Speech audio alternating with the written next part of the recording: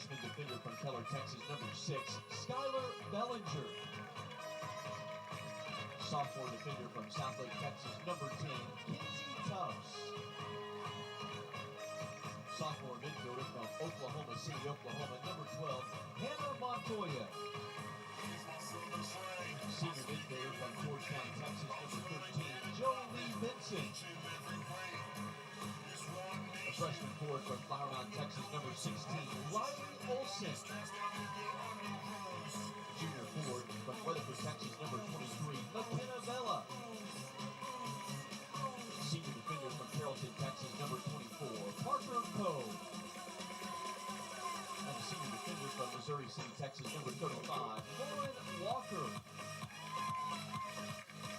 The Patriots are coached by head coach Marcus Wood, assistant coach Corey Marr, graduate assistants Caroline Havard and Allison White. Ladies and gentlemen, we ask that you now please rise for prayer led by DBU's Director of Athletics, Matt Deuce, and remain standing to honor God of America with the playing of our national anthem. Would you pray with me?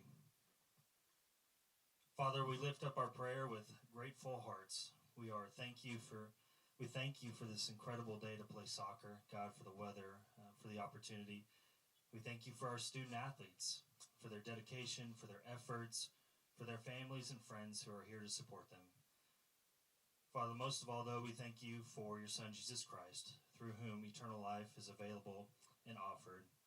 May all that we do today on the field be made for his glory and his glory alone. We pray all this in Christ's name. Amen. So let's wait to fire off that open until like the final 10 seconds because it's just the FloCollege intro. Right. Yeah.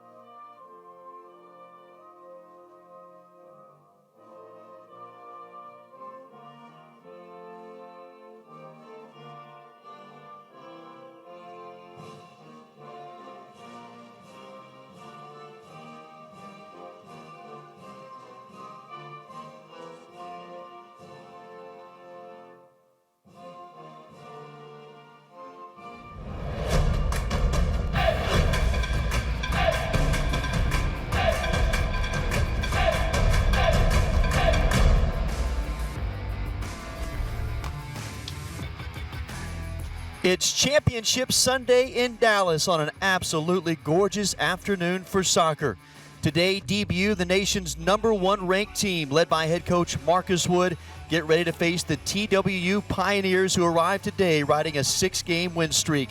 It's DBU and TWU with the Lone Star Conference title on the line. And hello, everybody. Alongside my broadcast partner today, Jess Jobe, I'm Reagan Ratcliffe. Welcome to the broadcast. What a day for soccer. 78 degrees here in Dallas under mostly blue skies. There is no wind to speak of as we get ready for the Patriots. The Pioneers debut 17-1 overall. They're the #1 seed in the Lone Star Conference and the nation's top-ranked team. TWU is having a historic season. They're 15-2-3 on the season. Let's take a look at how these two teams got here today. For DBU, a 4-0 rout of UT Tyler in the semifinals on Thursday. And they struck early. It was Gina Olmos tying the career assist record on that pass right there to Emma Crowley. That was the first of 4 goals, and it was Crowley's night, her first career brace. A beautiful shot here in the upper left-hand corner. Emma Crowley and the Patriots were celebrating on their way to the semifinals. TWU needed one more game than DBU. They started in the quarterfinals, and they got this overtime goal at home against St. Mary's 6 minutes into overtime as TWU with a huge win on Jada Arismendi's goal. And then on Thursday in Dallas, this from Bree Luna, just 48 seconds into the second half, gave the Pioneers the lead, and then it was Faith Graves, the goalkeeper, with 2 outstanding saves late this game. That shot from Nixali Munoz hit off the hands and off the post, and then this one preserved the win as TWU into the Lone Star Conference Championship for the first time in program history. Let's take a look at today's starting lineups. First for TWU, a defensive back line: Mia Thaxton, Alexander Hughes, Lapita Bueno, and Erica Breelove as a star. You'll see her all over the pitch today. Gita Arismendi, Eileen Oliveros, Haley Avery are in the midfield. Nadia Areza, Bella Alfaro, and Alyssa Stryker are the forwards. Maybe what's one of the bigger storylines today is they do not start Giselle Gutierrez, the leading goal scorer, who has 10 goals on the season, so I'm sure we'll see her at some point, but not in the starting lineup today. For DBU, the starting 11 looks like this. Defensive back line that's really not changed all year. Lauren Walker, Skylar Bellinger on the outside, Kenzie Tufts, Parker Coe are the center backs. In the midfield, Jolie Benson, Ann Louthan, Hannah Montoya. And then up front, McKenna Vela, the freshman Riley Olson, the veteran Gina Olmos with 28 career assists is up there at a forward. And then the goalkeeper, Leslie Miller for DBU, 84% save percentage. Also for TW, Faith Graves in goal today for the Pioneers. Our officials, Khalik Muhammad is our head referee. Kirsten Danforth, Bernardo Van Steenberg, Carlos De Dios round out our four-man officiating crew. And these two teams have met 25 times prior to today, and the Patriots winning 16 of those matches, including each of the last 3. One of those was a 4-0 victory over the Pioneers in Denton back on October the 15th, but a lot has changed for TWU. They're maybe the hottest team right now in the league with a 6-game win streak. This is also the third time these two teams have met in the LSC tournament, with DBU winning back in 2019 and also last year. Patriots are the home team. They're in the home white kits. And at TWU, all in black today. As you take a look at Marcus Wood, 451 career wins and looking for a conference championship this afternoon as we are underway in the Patriots with possession right out of the gates. This is Riley Olson, the freshman. Always be interesting to see how the formations begin. Here's where the chess match begins between two brilliant minds in Marcus Wood and Babak Abuzar. Lauren Walker plays it long for Vela. We get our first look at Faith Graves, goalkeeper who has saved 90% of shots this year on goal. Walker chasing it towards that touchline. The Patriots will have the throw in. Well, DBU is the #1 seed in this Lone Star Conference tournament for the 6th time in the last 7 years. They are the only team in the history of the conference to have gone to 7 consecutive finals. And they're looking to win their 4th Lone Star Conference championship today in front of really a packed crowd.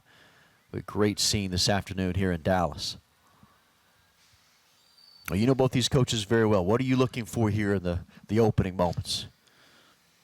Yeah, two teams that know each other very well. It'll be interesting to see if they continue on with a system of play or a strategy that they've been carrying through the entire season, or do they try and throw something a little bit different, try and keep the other on their toes, so to speak. So, that regular season meeting really means nothing today. TWU's in great form, coming off of six wins and 6 shutouts, and the expectations, I think, for both teams are very high.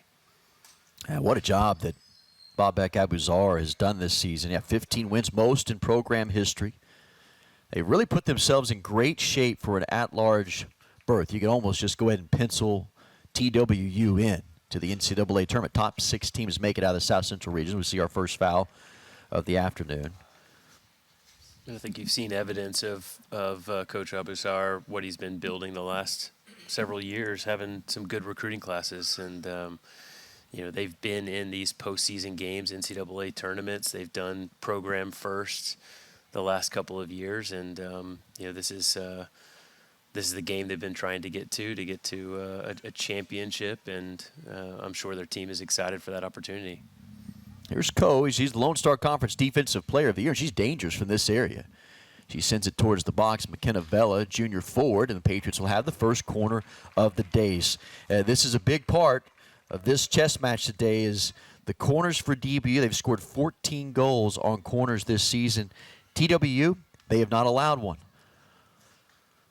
So this is Skylar Bellinger from the near corner.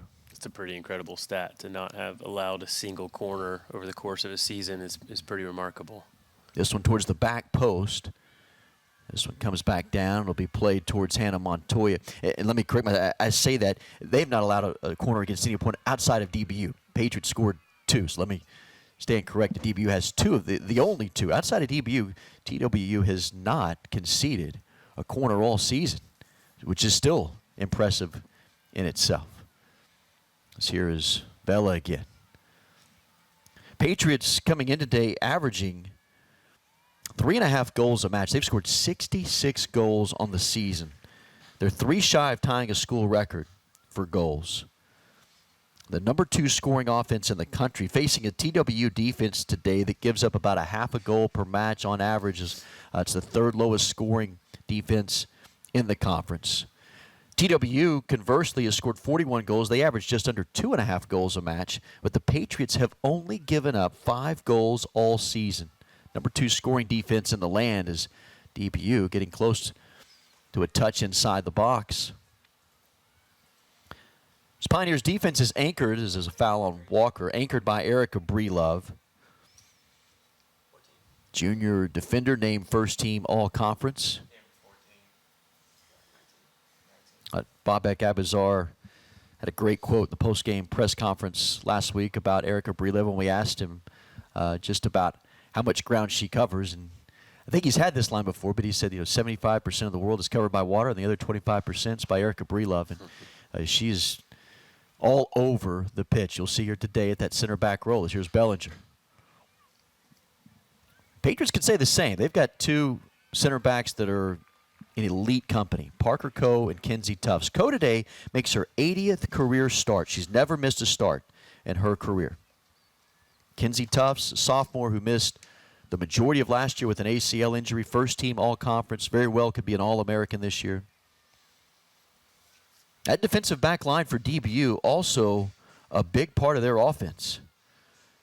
How about this? Between Coe, Tufts, and Bellinger, they've accounted for 42 points, 12 goals, 18 assists on the year from that trio. Here's Tufts, working her way towards Olsen. Now back, it'll be Tufts again. Surveying and finding Walker. Walker plays it in. Lauthan with a quick flip. Benson gets the first shot of the day. And a good look just inside the box, and Faith Graves makes the save. Yeah, good connection there by the 2 attacking center mids. You can see how aggressive both. A little bit unusual for Benson to be playing in that more attacking midfield role than we were accustomed to seeing last year, which since she's returned from injury. And we, of course, know how dangerous Ann Lauthan could be going forward as well. But the 2 of them getting to the top of the box and working the first good chance. Good to get a shot on goal, test the goalkeeper, and get a little bit of wind in your sails. The Patriots are led by Vela, who has 11 goals, Lauthan with 10. It's an offense that has 14 different players that have scored goals this season. A lot of weapons. Here's one of them in Olmos. Big reason why DBU leads the nation in assists. Bella trying to cross that, but it's in behind the goal. Patriots coming in today, number 1 in the nation in assists with 72 on the season. That is a school record for DBU. Bella's also been a big part of that. Number 23, the junior from Weatherford.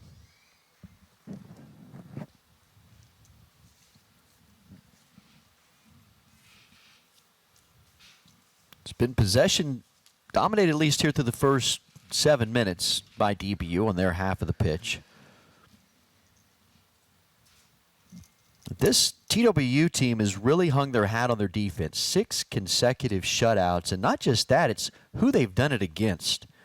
Quality opponents. 5 of those 6 teams are teams that reached the Lone Star Conference tournament.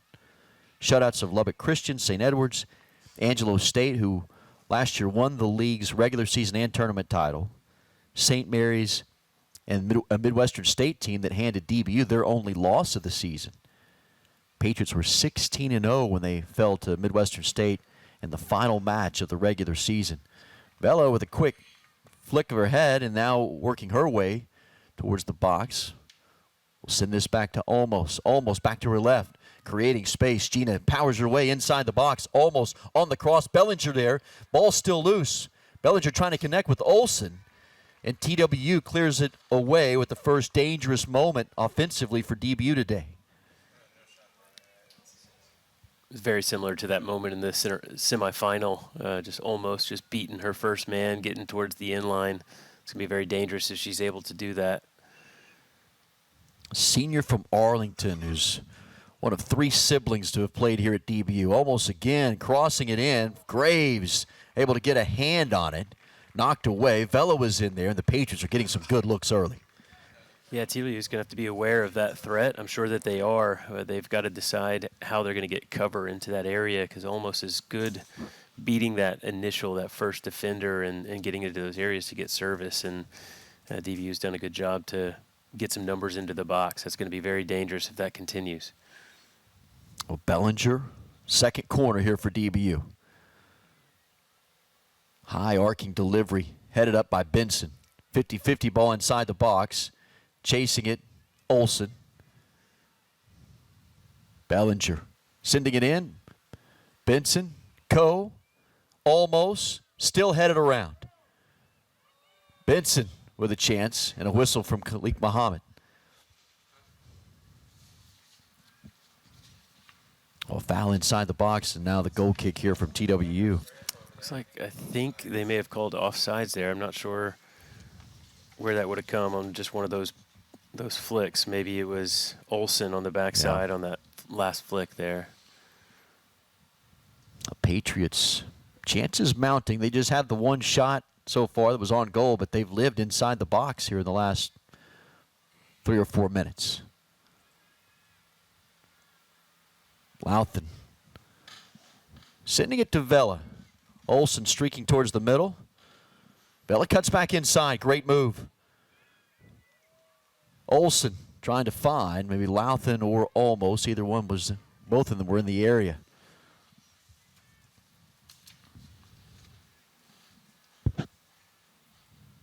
Walker on the outside. Louthan checks in. Louthan working back to the midfield stripe. Connects with Coe. A lot of room. Coe is not afraid to fire from this range. Coe sending it towards Almost. Just missing the header. It's a good sign from DBU. Some early test. Good switch to the point of attack there to get Coe on the ball and give her some space. We know she can serve the ball, and so far testing that goal box from TWU. A few moments they've had to survive early on. Well, we wondered how long it would be before we saw Giselle Gutierrez, and here we are, 12 minutes into the match, and our first look at the leading goal scorer, junior striker from Plano. Yeah, that's an interesting sub, trying to sort out exactly why that decision would be made or what that would be based on. Your best player, your goal scorer, not starting the game in 12 minutes is typically not a common time frame for the first sub to be made, and so I'm curious to see how things play out for her. This is Miller, first time that they've had it. And they're attacking third, but no threat. Here is a threat. Vela on the move. Outside the corner of the box, now wheeling and turning her way back inside. Some contact there. Vela gets the shot off, and she places it into the upper right corner. Vela's team-leading 12th goal puts DBU on top 1-0, 12 minutes in. Patriots continuing to build on the attack, and Vela scores and DBU's on the board. Just another one of those balls that gets into an area. I was going to say a moment ago, when Vela gets into that area, she should have license to shoot and test the goalkeeper, and that is a great strike to the back post, just out of reach of the goalkeeper. And that early test pays off for the Patriots. Vela's 12th of the year leads the team in that department. And DBU continued to put pressure on this back line. Vela bends it in with a brilliant goal.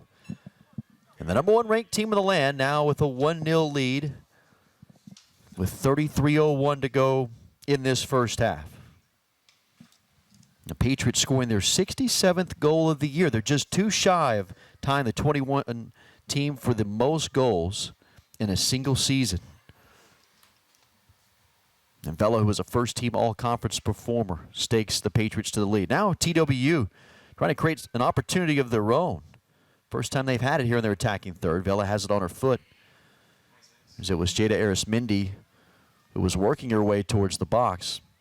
We told you a moment ago about Giselle Gutierrez checking into the match, not starting today, but the leading goal scorer for TWU. She's our Pioneer Spotlight today as we bring in Alexis Delagarde to hear more about Giselle's story. Alexis? Thanks, Reagan. Yeah, Giselle has always been a major offensive threat on the pitch. Back in high school, she was named the Plano East Offensive Player of the Year back her senior year. And she kind of carried that offensive power over to TWU now in her junior year. She just played a big role in the past 3 seasons with the team and some big moments for their program. She led the team in goals last season, and then once again, like you mentioned earlier, she's leading with 10 so far this year. And she had a standout few weeks back in September that helped her be crowned TWU Student Athlete of the Month after leading their team to an undefeated month with her 5 goals and 3 assists, and then was named the LSC Offensive Player of the Week for the second time in her career to cap off the month. And head coach Abuzar said Giselle has just been an intricate part of their offense, and that shows not only in her scoring ability, but also her ability to set up her teammates. Yeah, she's one of the stars of this Pioneer squad that is having their best season in program history. Her up front, the tandem of Erica Brelove there at the center back role. You've got a player in Alyssa Stryker, also outstanding Jadis Arismendi. I mean, there's a number on this TWU roster who have really been pillars this season, and big reasons as to why they've put together 15 wins and 6 consecutive on their way to the Lone Star Conference Championship, their first ever trip to the championship, as that was nearly a dangerous pass that landed for a moment on Bellinger's foot, as here comes pressure again from DBU. Yeah, I'd like to see TWU just kind of calm things down. We're through the first 15 minutes or so of the game, and just feel it out. Probably maybe some nerves getting to this part of the season, and for the first time for some of these players, and need to just survive that first wave and get on the ball a little bit. Haven't had a lot of possession. You'd like to see him try and keep the ball. I think it was a good sign to see Gutierrez get on the ball there at the top of the box, and they'd like to get her in those areas and on the ball a little bit more. Well, head coach for TWU, Babak Abuzar, 13th year. He's 1 win shy of 120 for his career. As Vela has a chance to win this foot race. Almost got there in front of Faith Graves. Boy, the emphasis today has been to get the ball to the feet of number 23, as she's had a number of chances. Here comes pressure on the back with Parker Coe closing in. Ball stolen away from Bree Luna. Well, one of the big reasons behind TWU's storybook season is the work that they've done with a lady by the name of Donna Pfister. She's one of the top developers of team culture and development, someone you're real familiar with. But I think Coach Abuzar would really point to that relationship and how they've been a part of this TWU success this season. As Benson's down here for just a moment. Yeah, there's a lot of mutual connections for me on the field and on the sideline today. And Big D, Donna Pfister has been a big part of that. She's worked with my team some. She worked with Michelle Leonard's team here at DBU back 10 or 12 years ago, maybe, to start that relationship, and had an influence in building the culture that you see now, of course, that Coach Wood has built upon. And then she's been working with TWU now for about 6 years, 6 seasons, I think, going back to 2018. So, I think you could see one of the things that she's tried to instill is that one-game mentality. Here's Bellinger with a touch to Olsen. They were hoping maybe for a handball right there. Olsen raising her hand, maybe looking for some contact. The Patriots are getting some good looks inside the 18 and forcing some errors there. And I think it's that one-game mentality that's paid off for them on this 6-game run, just taking one game at a time. And obviously a lot of time left for them to pull that mentality out and get the next goal or get the next moment and just kind of get on the front foot a little bit. I think you're seeing DBU be willing to be direct anytime they can put the ball into a dangerous area and put them under pressure, and they're going to continue to have to sustain some of that pressure. But also just continue doing and believing in the things that have led to their success and led to their opportunity to get here today, and not get too far away from their game plan and from their strategy that's been working for them all season. Here they are with the ball, stolen away from Louthen. Just down a goal, looking for an equalizer. They've got a chance on the outside, but there's Walker, senior outside back, who's just been a great story to watch throughout her career. Reserve player for really the first 2-3 seasons, and has emerged on that back line, taking over that outside back role, and a big play there. She's right there in the hip pocket of Giselle Gutierrez.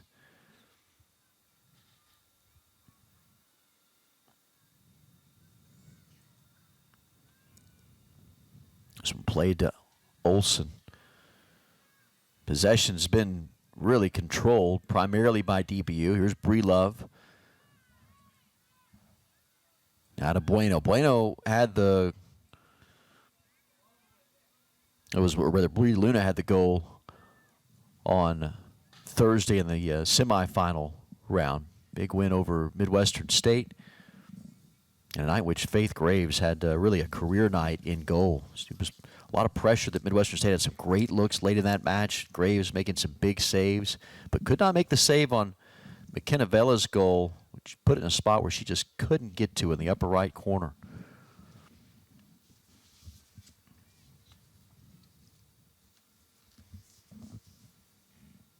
Both these teams obviously safely into the tournament. DBU without question. For the Patriots today, they're playing really more to just take any doubt, if there's any doubt at all, as to who would be the number one seed in the South Central region. I think even if the Patriots happen to lose today, you still feel like, based on their resume, as here comes Emma Crowley in for Jolie Benson. Crowley had the 2 goals on Thursday in their win over UT Tyler.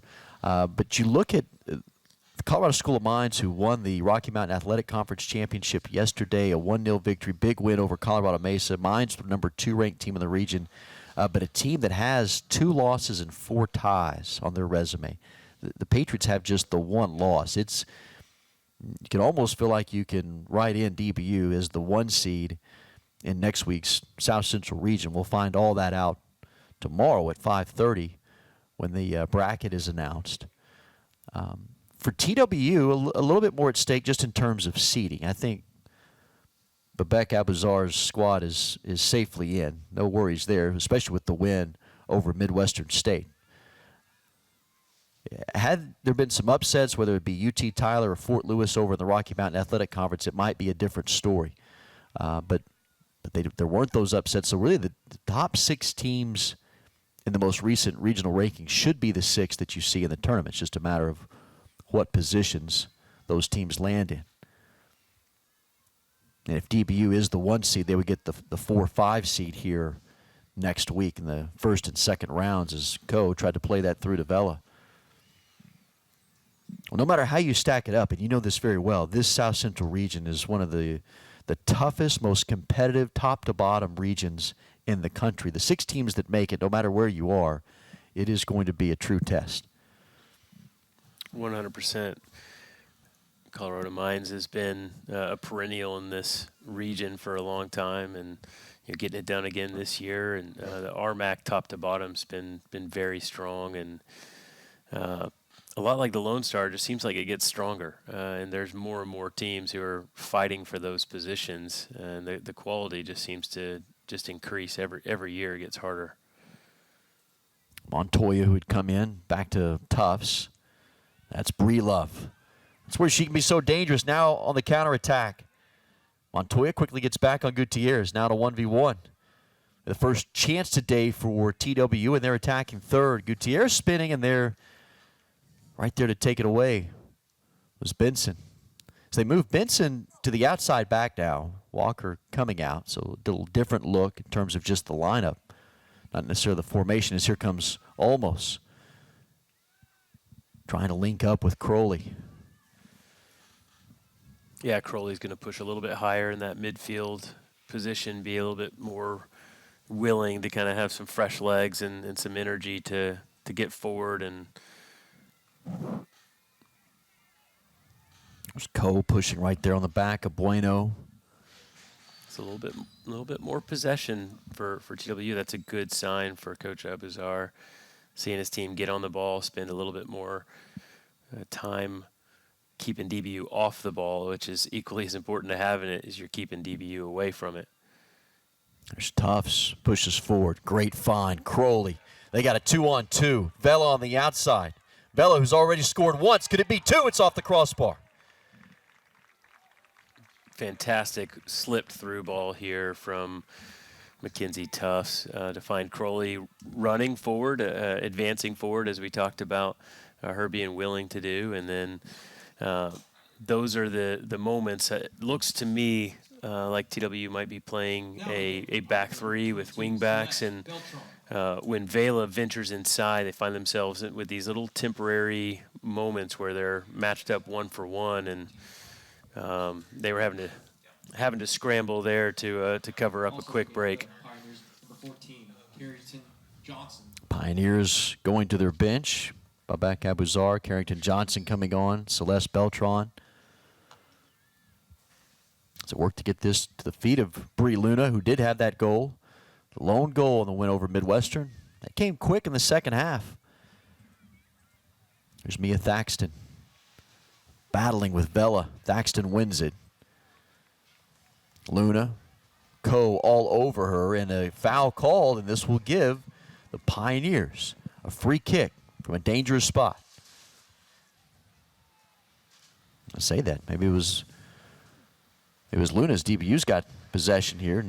Well, they took a quick free kick there, and I don't know that I love that decision, just in regard to the way that the rhythm of the game has been with DBU being on the front foot. I think it's an opportunity for TWU to slow it down a little bit and deliver the ball into the box from that type of area.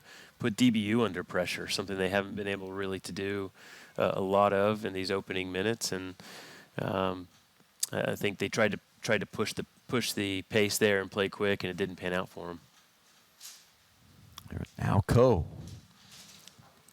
Yeah, the chances have been just so few and far between here midway through this first half. There's Vela, who's been a dominant force. The Patriots attack. Pressing, Bellinger there. Crowley. Yeah, Vela's doing a really nice job of providing a lot of width to get on the ball and play these 1v1s, but she's also making a lot of runs into those central channels, and it's a lot of responsibility that TW backline's having to track. Bellinger wins it. Freshman. Trying to send it towards the corner, maybe towards Vela. This one doesn't quite reach the touchline. See the crowd here today in Dallas. Boy, they're lined up. A lot of TWU fans that came from Denton. It's a roster that's chock full of players from the Metroplex. DBU, obviously, just a strong crowd that's filled up Patriot soccer field today. Great scene. 78 degrees. No wind really to speak of as Chandler Wheat comes in for Riley Olsen. That freshman tandem will split time at the striker role.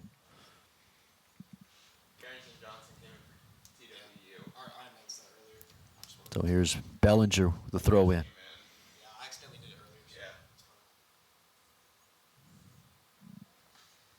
Spree Love with almost right there.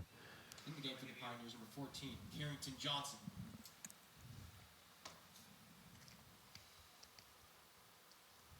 The goal from Vela is the difference right now in this one. She scored it 12 minutes in. The top right corner. From just inside the boxes. TWU sends it.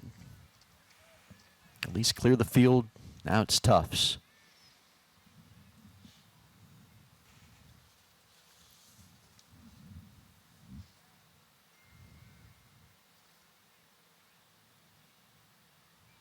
There's Benson. Almost. It's the veteran cast right there. Two seniors. And almost Benson, along with Coe, the three seniors that are on the pitch. This is also a very young DBU squad, but Louthan as well as senior. But here's a freshman in Wheat.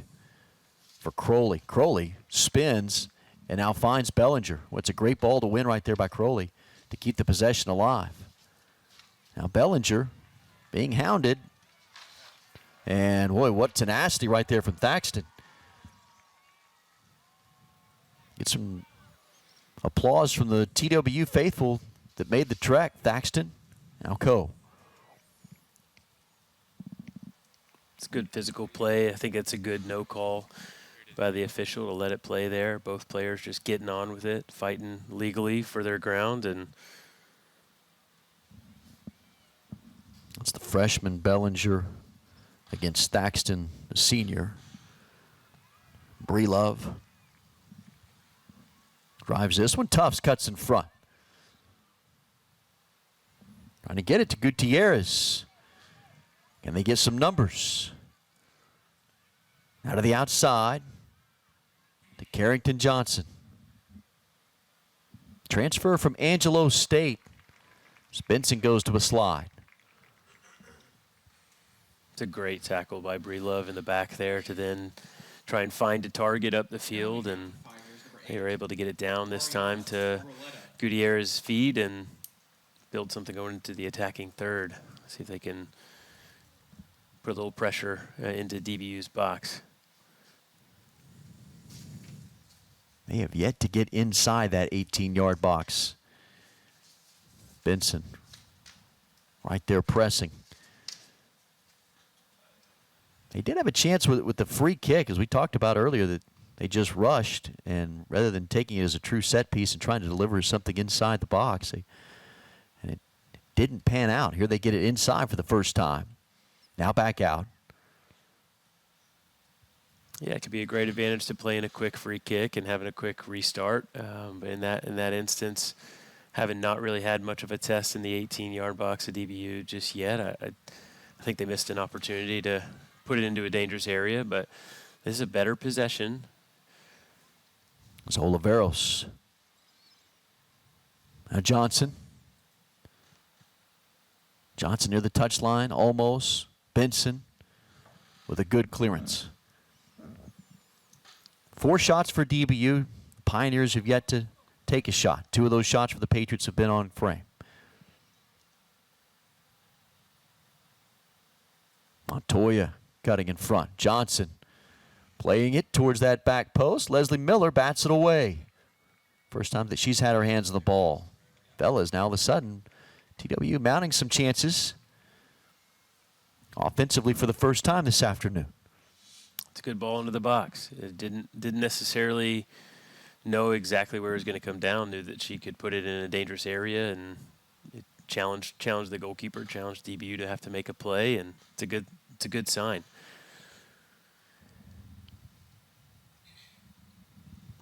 You also would be happy, I think, if you're Coach Abazar, because you've got a player like Vela for DBU who's pinned back and having to defend and having to cover a lot of ground, and the more ground she has to cover defensively, the more that's maybe going to slow her down going forward. So you want to make her work. You want to pin her back and have to come back and get connected with the team and take away that counterattack option that she can be as well.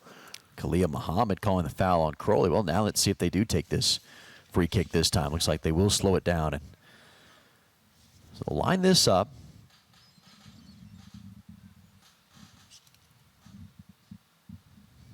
Mia Thaxton is one to watch around the goal, though she may come and take this free kick. Patriots seem to have a clear size advantage inside the box with Coe and Bellinger roaming right there in the middle. On the delivery. Too strong and over the head of Johnson.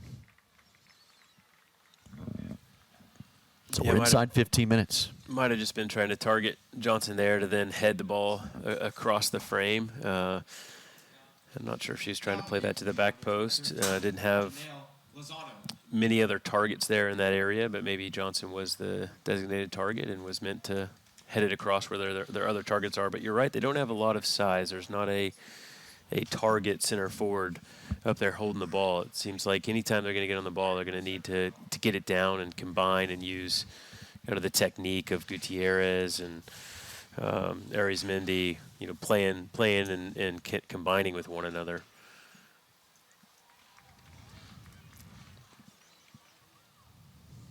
Looking for Wheat, speedster.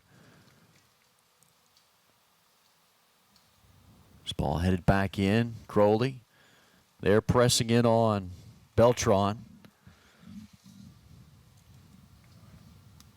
Patriots will be down in their attacking third. Possession and tip back in TWU's favor for several minutes. Now the Patriots back on their attacking third. Here is Vela. You talked about just her work rate. Vela does come out now. Ashley Washburn, veteran. Forward comes in for Vela. Great minutes today from McKenna.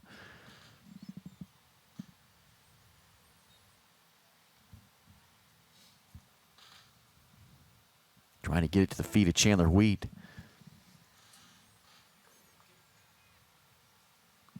Well, the game slowed down a little bit, I think, in TWU's favor. If they can continue to find some moments to get on the ball and get DBU under pressure in their own defensive half. These last 12 minutes, if they can get a little bit of momentum and you try and get that next goal, it'd be really great for it to happen before the half. There's Coe. Now Benson. Oliveros at midfield. Louthan trying to take it away. They call Louthan for a foul. TWU is has the least number of fouls on average per match in the conference. They only have one foul today. Patriots with their fourth. And the shot, Miller there towards the near post. But a good look. First time that TWU has put one on frame. It's a good step. It's a good sign. Any time getting into that area, you want to test the frame and show the intent. So that's a good moment. Good moment there to keep a shot on frame and get back into the attacking third. It's Bree Luna. She had the goal against Midwestern State. There's Wheat, Crowley. Patriots had all the momentum early. They've got the 1-goal lead, but Pioneers hanging in there.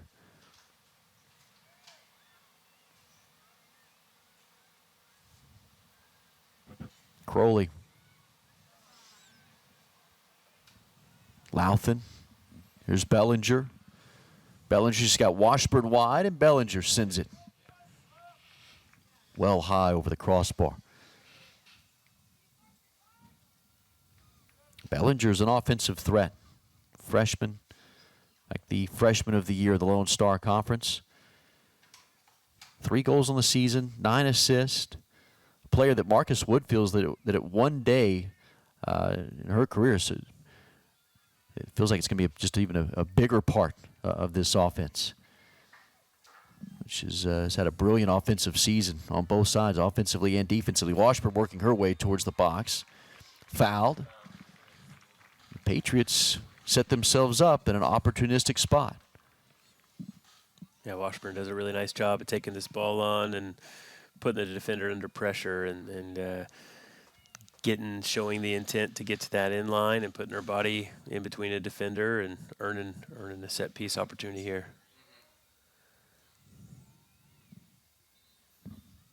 Bellinger and Coe conferring. The clock rolling towards 9:35.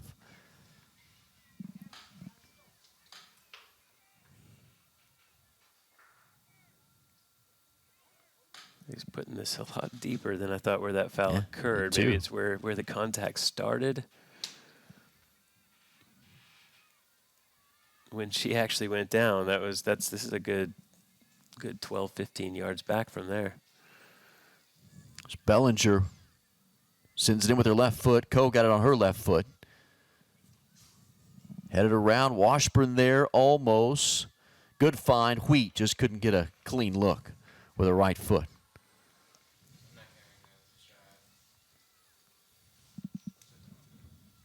Those are dangerous moments for TWU, and that ball is bouncing around in the box. They've struggled to get a good first clearance on it a couple of times, and you think something pops out, and DBU can punish you for those moments.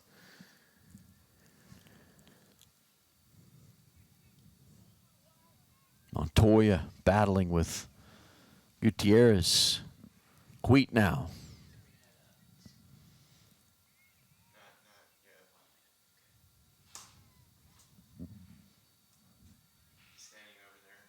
It's Benson towards the touchline.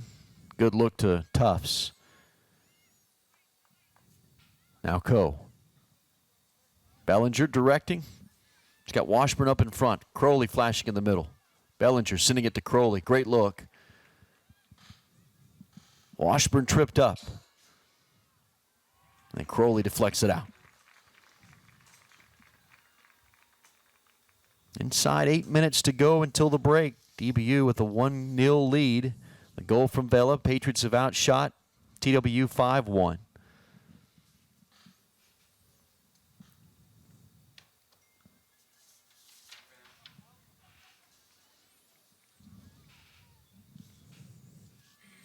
Still trying to turn and play that ball forward with just the one target, just Gutierrez as the target, or the one player who's upfield there.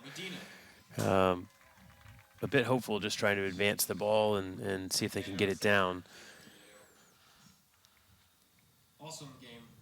Isabella Medina has come in for DBU. Gianni Antofani has come in for the Pioneers.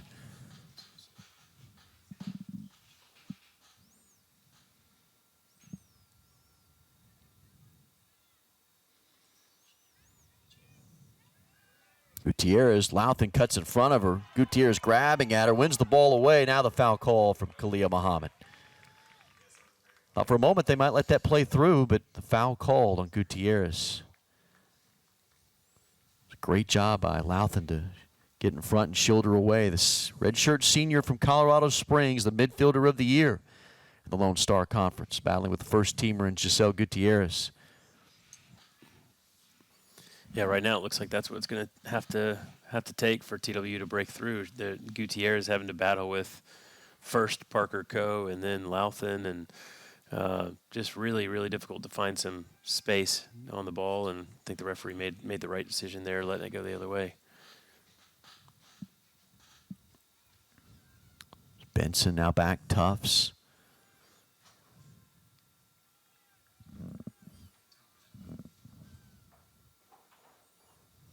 But some continued possession here in DBU's half, so continues to be tilting in TWU's favor if they can continue to connect and keep DBU in their half. Wheat checks in. Crowley, who's played some great minutes in this tournament. Bellinger, good find by Washburn. Bellinger plays it ahead. Carrington Johnson tracking it. And now it's Celeste Beltran, who may have had a chance to play that forward. Instead sends it out. DBU with a throw in here as we get towards the final 5 minutes. Elise Borders comes in, playmaker in the midfield. Or up high, rather. She'll come in for Chandler Wheat and play up high.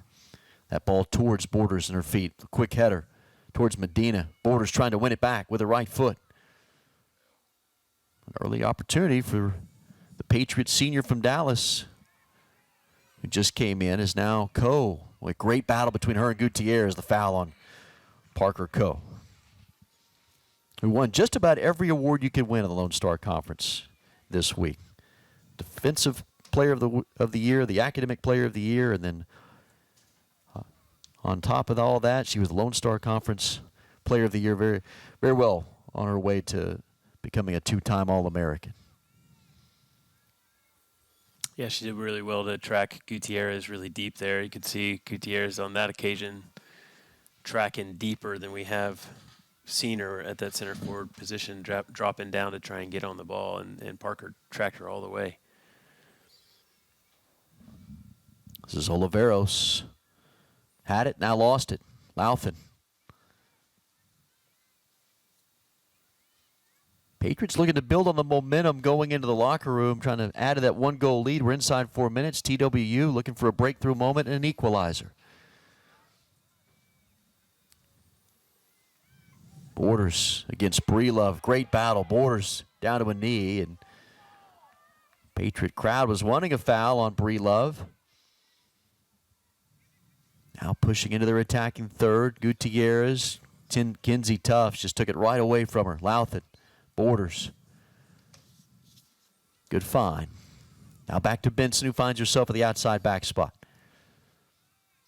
Medina on a quick touch. Borders. Good find. Medina on the outside. Chance for DBU as we get towards the final 3 minutes. The freshman Medina cutting back to her left. Sends it in the box. Washburn turning to her right. Washburn trying to get a look as the goalkeeper in Graves falls on it. Boy, a lot of contact near the 6-yard box. It all started right there with Elise Borders and a great find to the outside of Medina.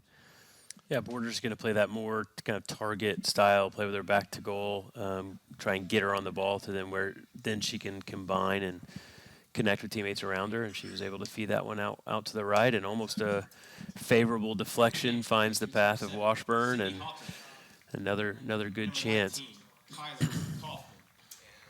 Sydney Hopper, Kyler Kaufman in for the final 2 minutes. Hopper, the Gatorade Player of the Year, the state of Arkansas. Now in her freshman season, Kaufman, the transfer from the University of Louisiana. Breelove had it for a moment. Looked like they were going to counter. Now Coe, looking ahead. 2 minutes to go. Coe sends it to the middle. Louthen, the touch. Washburn, saved by Johnson. Great job defending there by Carrington Johnson, right there in the hip pocket of Ashley Washburn. Borders, one touch. Hopper. Now Bellinger. The lob to the back post. Louthen with the header. Medina is there and just sends it past the near post off target. Great build-up and an opportunity there for DBU inside the 18.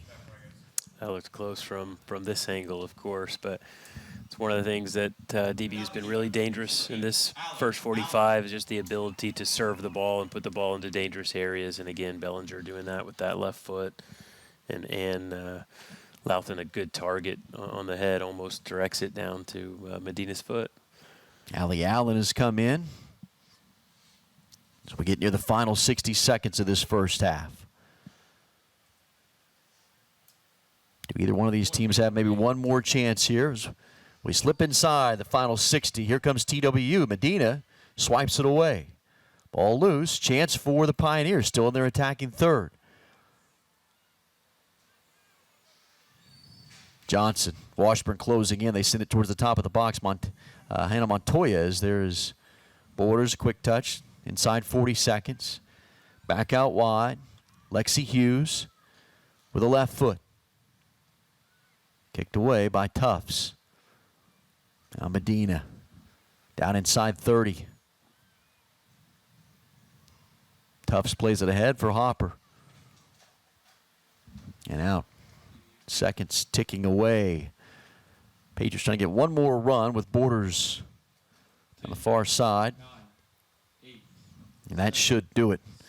Bring us to the end of this first half. A goal from McKenna Vela at the 11-minute mark is the difference right now in this one. And a 1-0 lead for DBU. Well, don't go anywhere. Stick around. Halftime. We got a really jam-packed halftime report coming up for you. Big news for DBU on campus yesterday. Sam Jones, who we'll hear more about in the second half. She's a redshirt junior goalkeeper. She on campus yesterday with her teammates, was baptized on campus. I got a great video that'll show that moment. Also, our chats with the Pats, a feature on Parker Coe, the DBU All-American and Player of the Year, the Lone Star Conference. Alexis Darlagarza has a great visit with her. And then we'll switch gears a little bit. DBU Baseball's Nathan Humphreys, his story. All-American, who's now playing in the Philadelphia Phillies organization. So all that's just around the corner. DBU leading 1-0 at the half here on FloCollege. All right, good job, Will.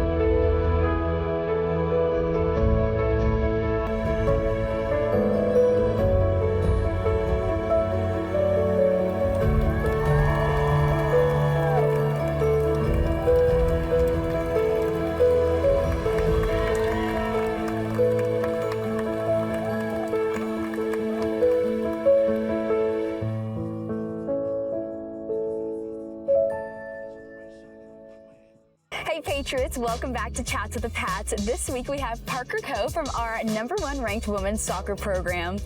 Parker, you've accomplished so much during your time here. First player in program history to be named National Player of the Month. You've been an All-American.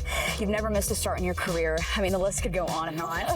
But what do you hope that the legacy you leave behind is when people think of the name Parker Coe in the coming years? I hope I'm remembered for just having my identity placed in Christ alone. Obviously, soccer is a gift, and I'm so thankful that I've got to use it to glorify God, but it's not my whole identity, so I'm so thankful for that, and I'm able to use that to point back to Him. Awesome.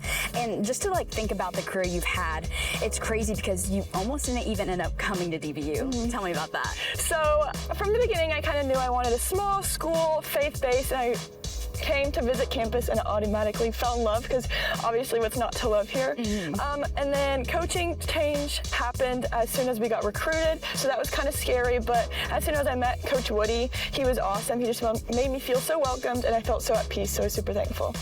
Hey, well, we're lucky to have you. You're such a great leader for this team on and off the field. You're captain this season. Does that leadership quality come naturally to you, or where does that kind of stem from? Yeah, so I'm super thankful that the Lord has blessed me with leadership. I think it has kind of come naturally. This past year, leading with Jolie Benson has been awesome. Her and I balance each other out super well. So I'm just thankful that I get to lead this team my last season. You're not only a great leader, you're one of the top defensive center backs in the country, but you also have 13 goals in your career. How much do you enjoy still playing a role on the offensive end of things too? It is so nice. It's a different world up there, so I'm so thankful that I get to run up there for the corners, the set pieces, and all the things. But I do love my home at center back. I like being able to see the whole field. Yeah, and the team has had so much success this year, being ranked #1, obviously. You're in your senior year. How do you just take it all in, cherish it, especially heading into the postseason? Yeah, so obviously one game at a time is our huge mindset that we try to keep. But it's crazy. It honestly hasn't set in yet that it's my last season, but I'm so thankful that I get to do it with these girls. And once your soccer career finally comes to an end, what do you see yourself doing in the future? What's kind of your ultimate goal? The ultimate goal would to be teach first grade. I love the littles, so hopefully I get to do that. Awesome. Okay, now for our rapid fire questions. Yeah. Go-to coffee house order. An Americano with pumpkin cold foam. Favorite sweet treat. Andes. Favorite post-game meal. Chipotle. And what's been your favorite memory as a Patriot so far? Honestly, this year's been super special, and I just have loved it every step. Perfect. Well, now you'll know Parker a little bit better. Be sure to head out to Patriot Field on November 13th to cheer on Parker and the rest of the women's soccer team in the semifinal round of the conference tournament. But thanks for chatting with me. Thanks, Alexis.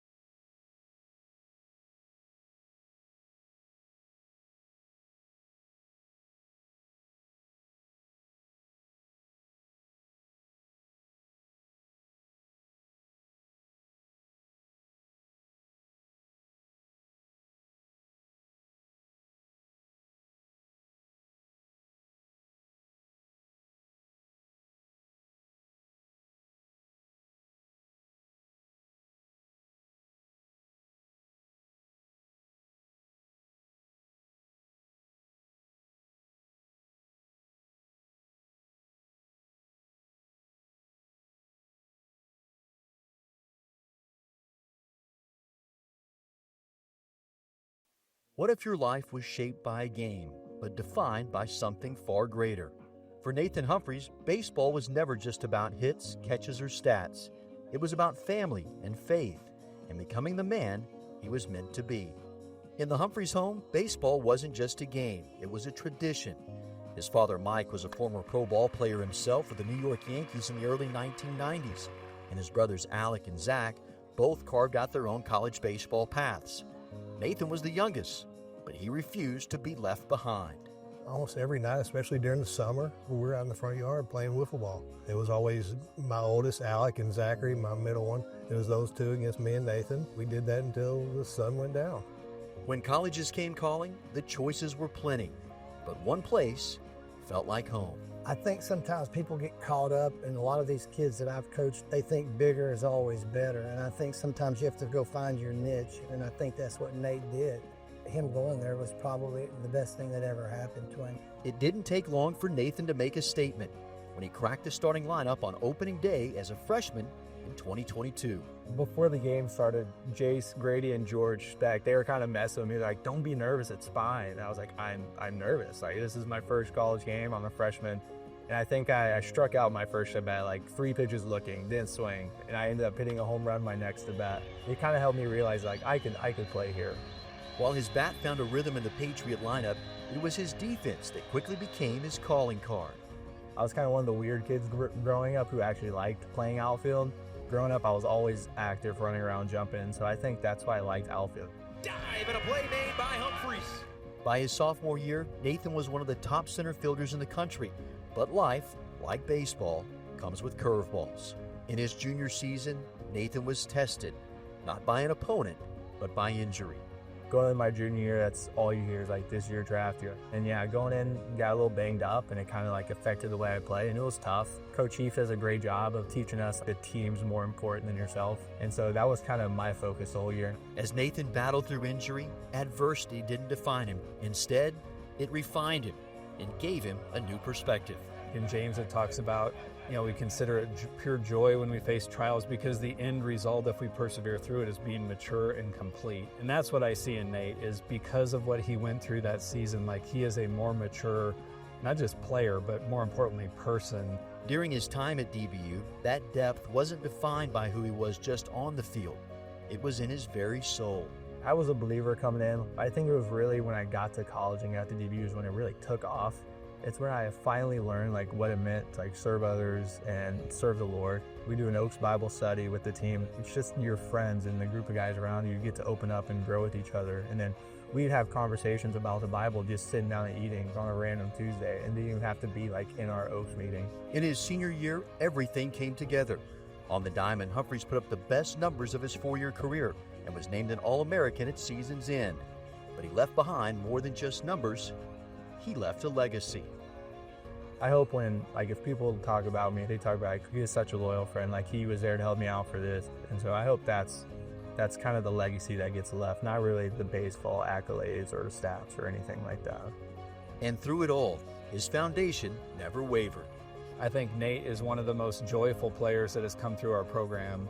And to be as elite and competitive, as tough as he is, but then also to do it with the joy that he did it with and the way that he would bring the team up, that's kind of, to me, the legacy of Nate Humphreys, is not just how good he was on the field, but the way he made the team better. For his father, Mike, the win wasn't in Nathan's stat line. Rather, it was in who his son became. The biggest growth was his spiritual growth. The 4 years here is gone to another level, and I think that's the biggest part.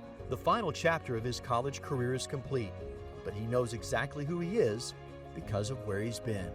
Going into this next life, it's going to be a completely different world. Pro ball, you don't really have that face center aspect. I think it gave me a good foundation to go into that and spread the Lord and just do all those things and help other people grow towards the Lord as well. For Nathan Humphreys, the stats and the catches will fade, but his impact, that lasts forever. And while some players chase greatness on the diamond, Nathan Humphreys chased something far greater.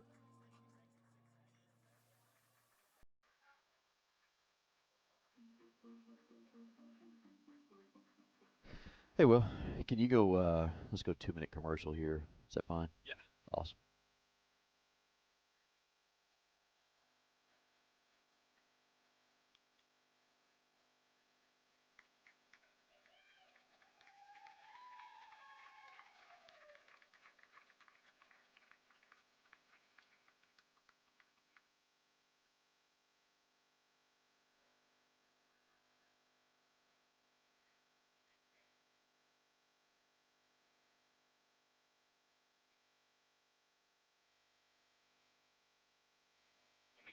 Reagan. We could show highlights and stats if you want them. Yeah, sorry, I had my headset off. What's up? When we come back, Yeah. we can show highlights Yeah. and stats if you want them. Yeah, let's do that. Okay. Let's do that.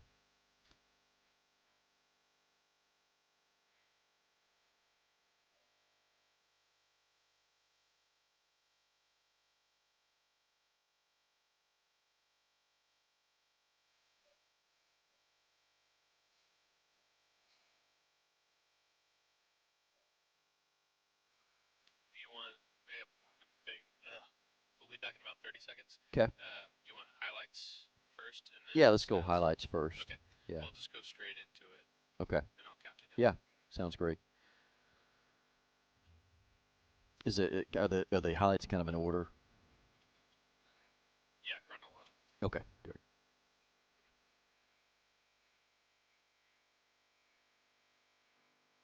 Go in 10, 9, 8, 7, 6, 5, 4, 3, 2, 1.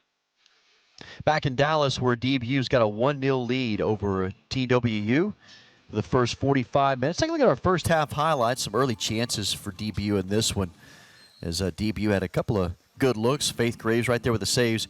But the one goal coming from McKenna Vela, she bends that one past Erica Breelove and then over the leaping grab of Faith Graves to score the only goal of this first half. Patriots really controlled possession through the first maybe 20, 25 minutes as they get another good look there, probably the second best look of the day for Vela. That one hitting off the crossbar. TWU started to get some chances there late in this first half, and the scale started to tip on possession as the Pioneers started to mount their attack. This was probably their best look, as Leslie Mill, the redshirt freshman goalkeeper, making that save. DBU had one last chance inside the final 3 minutes, with that one right there off the foot of Chandler Wheat. And a foul down there on, I believe on Ashley Washington, set up the Patriots with a free kick. But it was a pretty good physical battle at times between these two squads, as it's a 1-0 Patriot lead. This was the final chance for DBU there in the first half. But, the Patriots outshot TWU 7-1 in the first half. They had 3 shots on goal. And the fouls, you look at the 8 total fouls between the two teams, 5 for DBU, 3 for TWU. Patriots had the only 2 corners of the match. If you take a look at the first half stats. How about keys for this second half? We'll start with, for Marcus Wood. How do you get to a Lone Star Conference championship? A 1-goal lead. What are the things you think you're looking for from Coach Wood? Yeah, I think it's about controlling the tempo in the way that favors this DBU team. Now you have the lead, you have the goal. Don't sit back. Don't defend and start to get away from your game and what makes you so dangerous. But they need to be able to control that tempo and find times to get on the ball. When they're able to commit TWU high, commit numbers forward defensively, and then find that free player on the weak side and go forward, they looked very dangerous doing that, and then putting the ball into the box and putting it into dangerous areas for TWU to have to defend. And then, of course, just be clean defensively. A shutout wins the game for you now. So be organized, stay organized, keep numbers behind the ball, and don't get away from your defensive keys here in the second half. How about for Babak Abuzar and this TWU squad? You started to see some bright spots for them, maybe around the 20-minute mark. Yeah. Any kind of wrinkle or anything that you think that you may see from them here in the second half? Well, I think some of the change started to come when they were confronting DBU higher up the field. I think that's a key for them. They have to find ways to continue to start to defend higher and put pressure on DBU higher up the field. Press those center backs. Press the fullbacks, make DBU have to play and make decisions in their defensive third rather than allowing them just to carry the ball kind of with no resistance up to midfield and pin them back into their defensive third. They need to confront DBU on the ball higher up the field. And then they got to find some ways to get support on their play to their playmakers. Gutierrez, it's been difficult for her to get on the ball, but when she does, she doesn't have anyone really around her to combine with and play with. And can you get Arizmendi more involved? Can the two of those find some opportunities to combine with one another? And we've just seen Gutierrez be be isolated. So when they get on the ball, they've got to get some numbers around it, commit numbers going forward, and they're going to have to get more and more desperate to do that here as the half goes on. Now they win this ball away from Gina Olmos. This is Celeste Beltran. Patriots back to their original starting 11 with Lauren Walker returning to the right outside back. Fourth foul of the day for the Pioneers. Sun has really broken through on this Sunday, beautiful day. The wind has picked up a little bit, just slightly out of the north of the Patriots' back. DBU looking for their fourth Lone Star Conference championship. For TWU, this is uncharted territory. Riley Olson pushing forward, could not get that ball to her feet. Bellinger. Benson on the touch. Montoya. Walker. It's deflected out by Alyssa Stryker.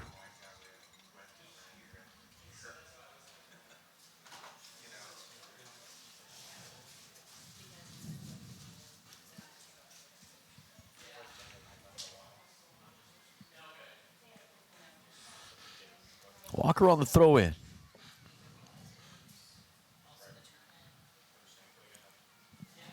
Ball won by DBU by Benson. Now Breelove. The Patriots deeper into their attacking third.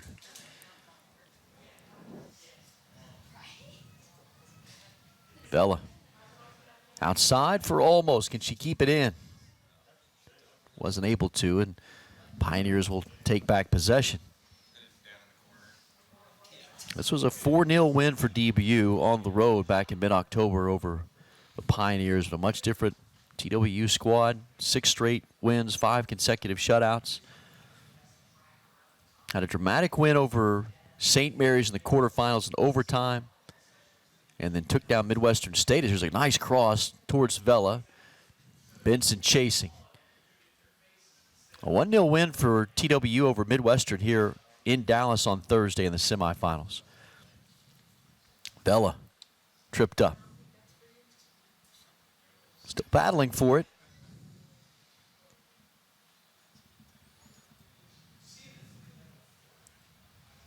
Coe. Olson, the freshman. Comes down to Benson. Benson plays it back. Kinsey Tuff, sophomore center back, to her left.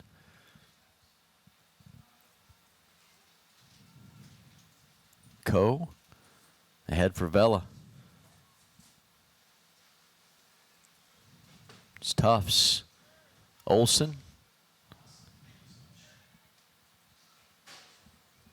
Lob back in. Faith Graves, sophomore goalkeeper there.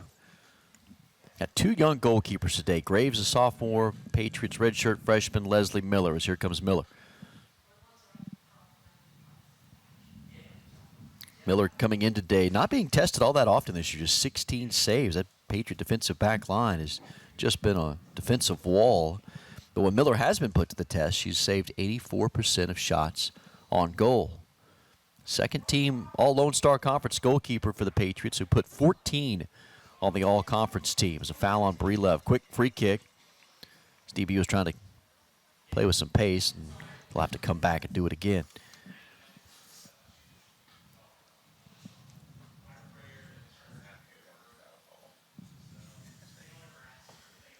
Tufts on the ball. Drives this to Breelove. Bellinger coming in. Bellinger now back. They'll play this to the back line through Tufts and Coe.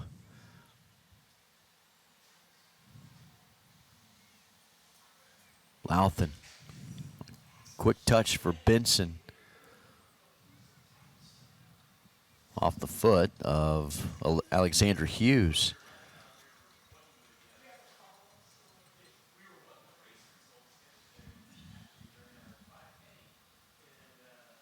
Patriots so difficult to score. When we talk about the shutouts of TWU, the 5 consecutive, DBU coming in today in search of their 15th clean sheet of the year. The record was set by the 2013 squad. Had 16 shutouts that year. Chance inside the box, and the shot too high. Alyssa Stryker trying to break that shutout. And the best chance of the day for TWU. You talked about the play up front and getting some others involved, and they did right there. Yeah, started with that ball up to Gutierrez, and she had to do a lot on her own. She did very, very well to keep that ball, hold that ball up, and keep it in possession going out to the right side, and gave him a chance to get the ball forward down that right flank. And ball delivered into the box from a wide area, which we haven't seen a lot of, so really good sign. Also think that I heard Coach Abazar asking the team to step up there a little bit when they were off the ball, and start to really try and push the tempo when DBU's on the ball. They can't let them just continue to keep the pace slow. I think that's going to favor DBU. So good sign from TWU.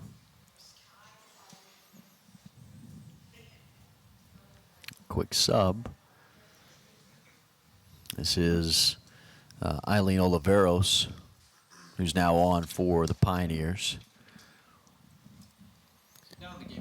Keep wondering if Gutierrez being left off the starting lineup. She's been on ever since she came on, hasn't come off since she was rotated on. Is that a little bit of a mind game that Abuzar's playing with Coach Wood to kind of just question a game plan or a strategy? It's a very, very interesting exclusion.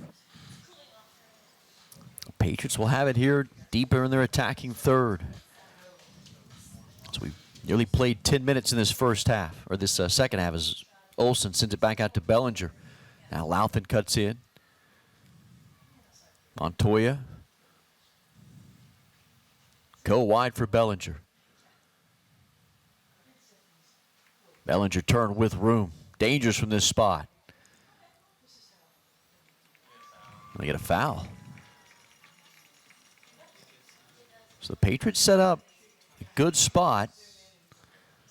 What looks to be about maybe 10 yards outside the box. Hey, be listening for my cue. We're gonna have a report on Sam Jones here in a little bit, so you might want to find her on the sideline. Sure. Bellinger, line it up.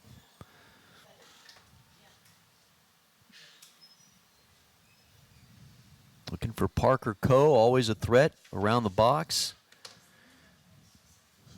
This one tipped up. Comes back out, Benson tracking. Jolie Benson, the senior midfielder.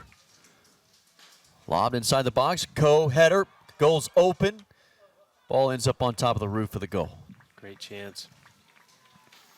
Great chance. You mentioned Parker Coe, the height and the ability she has in the air. She's so dangerous with her head. Always going to be a good target in there. It looked like most certainly what they were trying to find on that free kick. And nice little turn by Jolie Benson to work that right flank and get that ball back in. Bellinger, chance for DBU, trying to go up 2 goals. Patriots keeping it here, and they're attacking third. Next goal is so crucial in this game, and TW is going to have to find a really good balance of getting themselves forward and working back into this game to push the pace and get themselves forward to create attacking chances without opening themselves up too much to that second goal for DBU.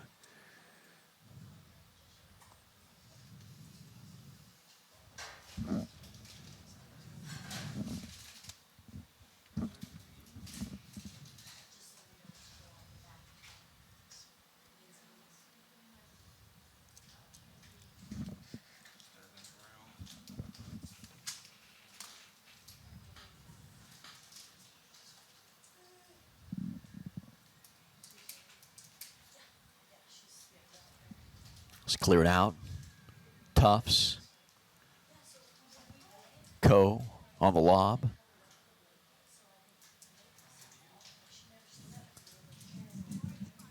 Now Walker.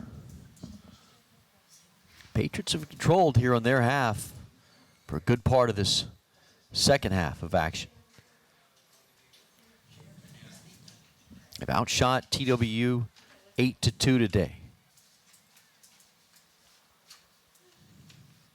Trying to Connect with Benson. Bellinger. Thaxton gets it out. Coe chasing it towards the midfield stripe.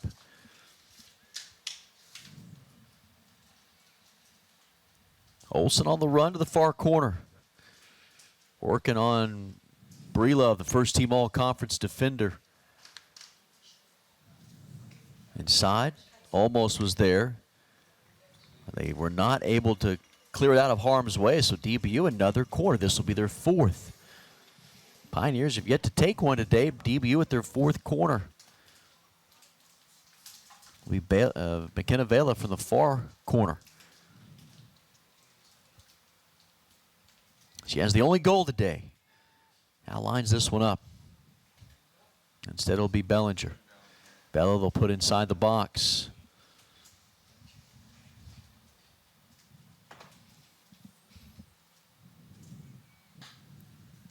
Bellinger looking to put DBU up 2 goals towards the back post. Benson there. Keeps possession inside the box. Now working her way back out and off of her right foot.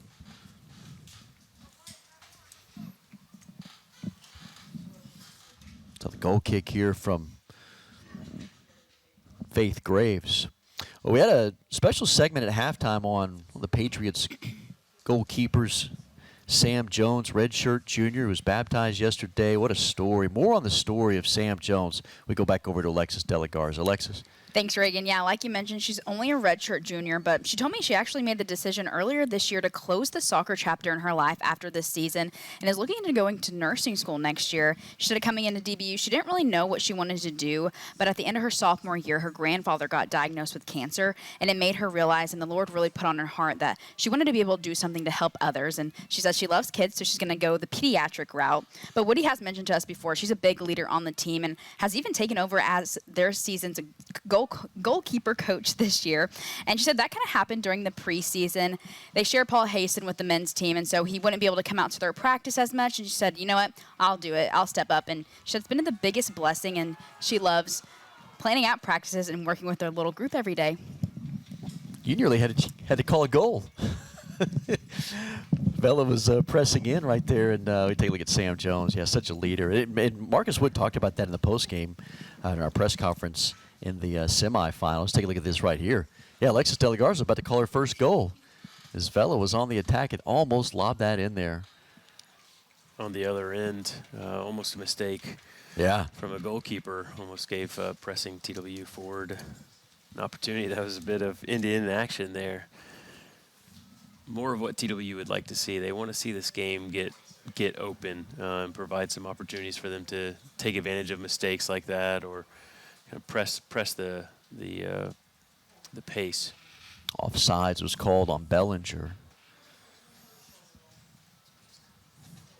That nearly was a mistake on DBU moments ago with Leslie Miller. It would have turned into an equalizer, and here it's a good ball, but Bellinger offsides. There's still a 1-goal lead for DBU. TWU very much in this. Tufts is there along with Coe. They're leaning heavily on that center back tandem.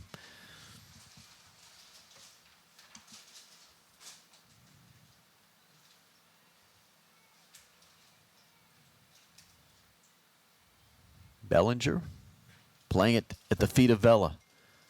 Spins back to her left, trying to connect with Bellinger again. A little combination play between the two. Gutierrez.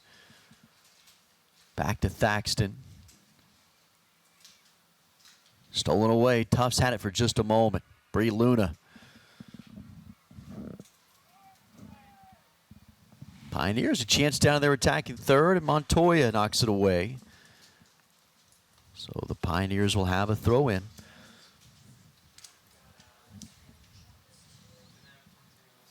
NCAA tournament starting on Friday next week. Patriots expecting to be the 1 seed in the South Central region and hosting the first and second rounds.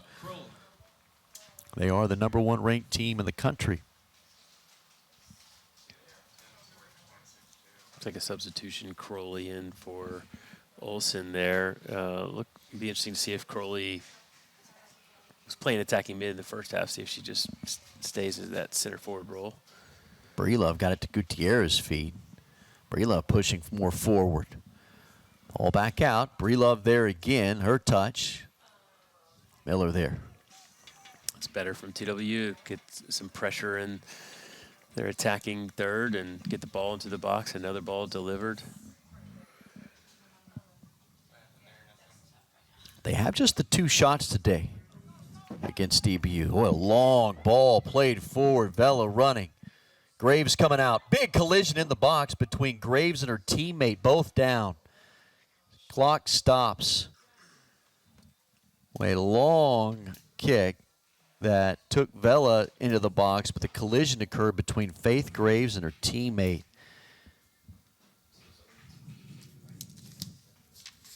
And that's Babak Abuzar and the team trainer who are out to take a look at both Graves and the other player, which I didn't catch the number. Could be Bueno, I think. Maybe number 21. I think that might be. If it is, that would, yeah, Lupita Bueno. Yeah, it is Lupita Bueno. Boy, big hit. Well, it looks like she went to go head the ball back to her goalkeeper, which would be a good play. Looks like the two of them just weren't on the same page as Graves was coming to collect that. And not sure she ever saw that collision coming. Hopefully just got the wind knocked out of her. Yeah, it's Bueno who does sit up. She's a sophomore from Arlington. She went to Mansfield Timberview High School just up the road. And then there you see Faith Graves also sitting up, sophomore from Rockwall. With both those players just putting it all on the line. I think you begin to see Bueno begin to smile. At least for just a brief second she did. Both look to be like, hope that they're fine and can stay in this match. Bueno can look like she's smiling a little bit, and it's a chance to kind of catch their breath. Bueno up. She is walking. Graves is the one that's still down. There you take a look at the backup goalkeeper, Amanda Ferris, who's the most experienced players on this team. All-conference goalkeeper last year. Well, if Graves was to have to, if she were to have to come out, Ferris this season in fact, she had made 13 starts. It's going to be Graves who stays in, looks like.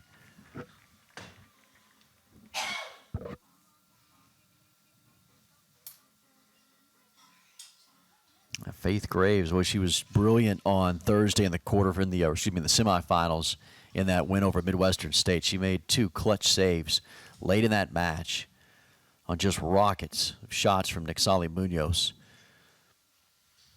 Graves stays in.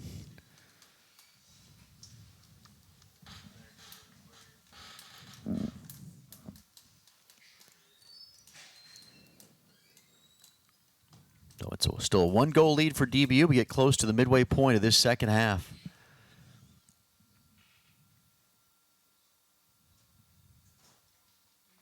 Khalil Muhammad, who's come back on, will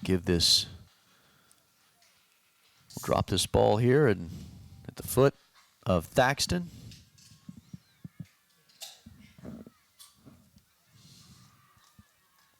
It's Tufts fighting for it. Striker bearing down on Walker. Lord Walker sending it out. Here's a good chance for the Pioneers.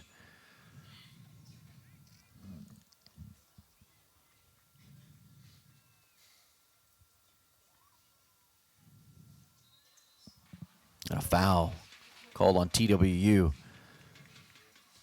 It's their 8th of the match. Patriots with just the 5. This is the least penalized team in the conference in the Pioneers. They've outfouled DBU today 8-5.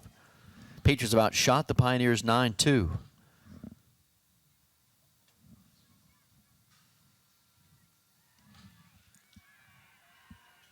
Gutierrez with Coe in front. Around Coe. Gutierrez a chance on goal. Miller with the save, and he gets back on it before Striker can get there.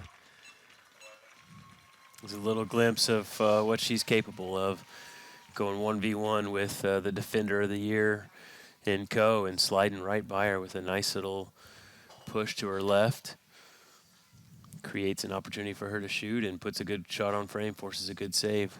Another really positive moment if TBU wants to build on this momentum. But There's Vela. Now the Patriots' chance. Vela looking for a brace and just misses wide. Off target to the left. It would have given DBU a 2-goal lead. And it's not the first time that we've seen a chance at one end answered right back at the other end, and TBU showing the potential to get that brace, get that second goal of the game, and that's a chance missed there. She's going to want that one back. It's in a good area there, just unfortunately dragged it just past the post. Great save by Leslie Miller, and then back on the other end. Just maybe a foot outside the far post. Bella scored today in the 11th minute.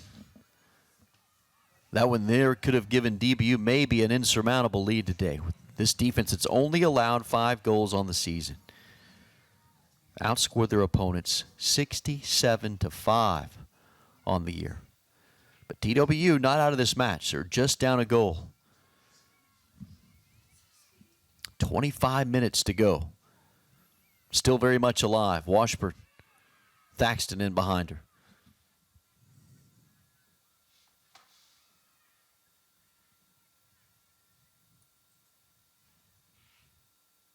Goes right there with Gutierrez.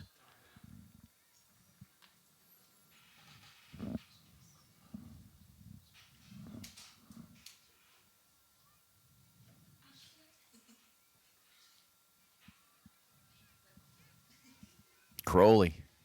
Good look to find Washburn and create space. Washburn past one defender, looking to get past another one, create a 1v1 versus Graves. Now Bellinger. Lobbing it for Olmos.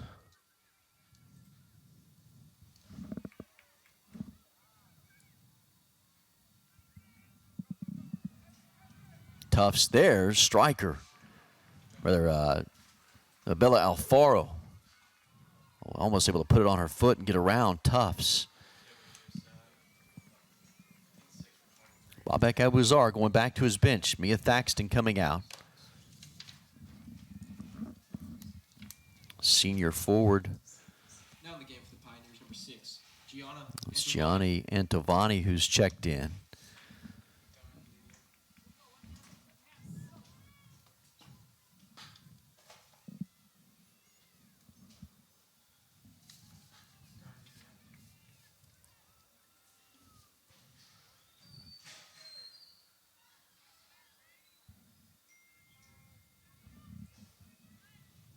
Walker sending it high. 50-50 ball. Louthan has it.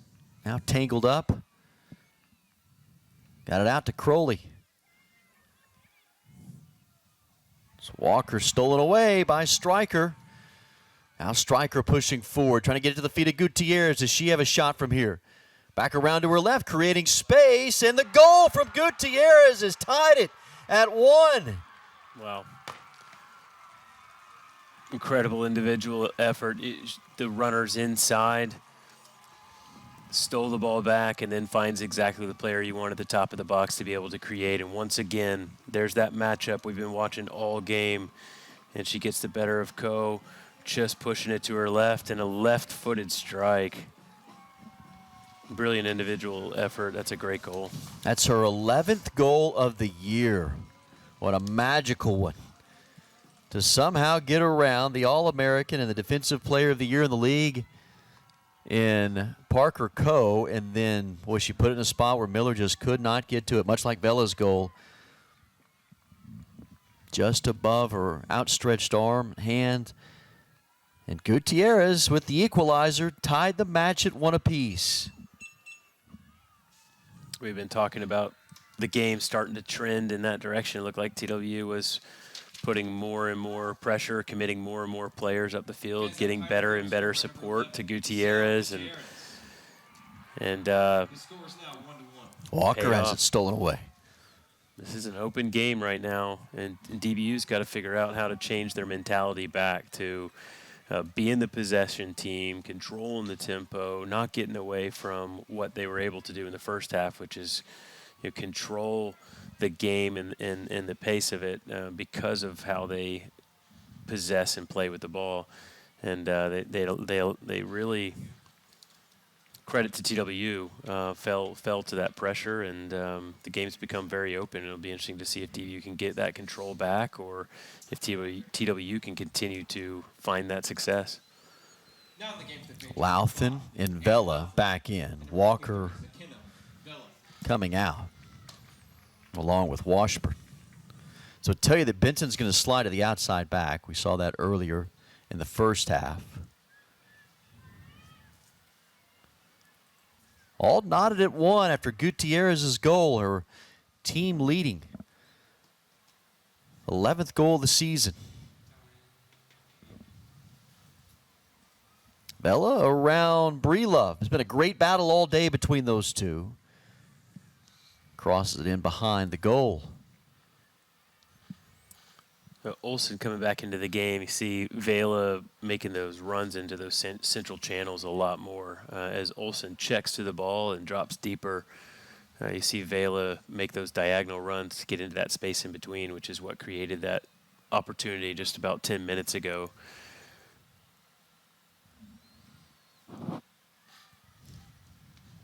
Riley Olsen, the freshman, gets it at her feet. Crowley sends it for Louthan. Louthan on the run. Graves there. In front, it was also Alexandra Hughes who was chasing it down. That's what I think TWU is going to have to be mindful of, is Breelove has to commit to that check from that center forward, and that creates a gap. That time it was Louthan from the midfield, but whether it's Vela or Olmos kind of coming inside into that area where Breelove's had to track out of. Coe almost lost it. Now she sends it long.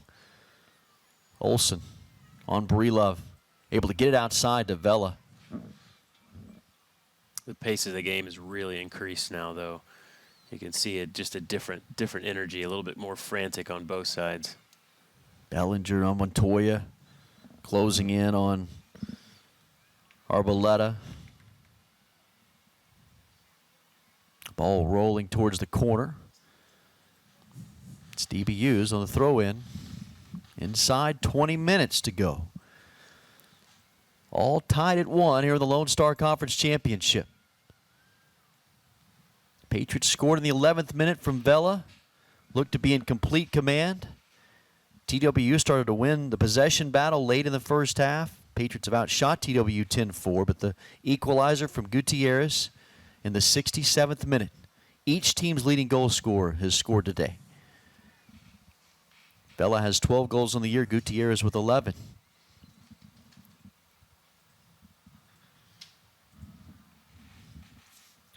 Third time these two teams have met in the Lone Star Conference tournament. First time ever in the championship. In fact, this is the first trip to the LSC championship in program history for the Pioneers. Have shown they belong on this stage. Wins over St. Mary's and Midwestern. And a 1-1 tie right now at DBU. Crowley playing it out wide for Vela. Vela cuts inside. And they get an offsides call.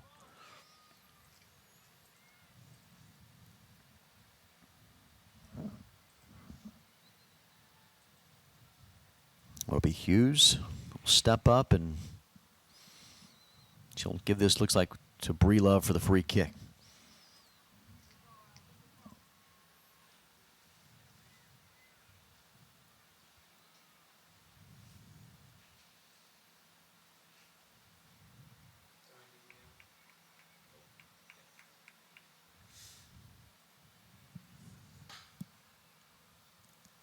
It's Crowley. Now Breelove. Back to Hughes.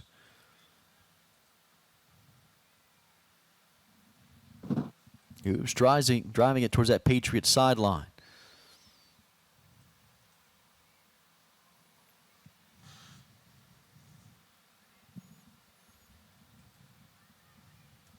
Breelove cutting off almost. And the Patriots, that crossing the touchline, get a corner out of this. They'll set up their attack inside the box.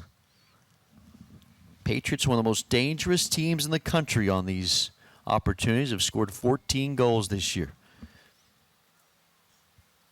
Coe is always a target. She stands towards the back post, the middle of the box. Bellinger driving that direction towards Coe. Header. That's into the net. Patriots go up 2-1. They execute on the corner. On a great delivery from Bellinger.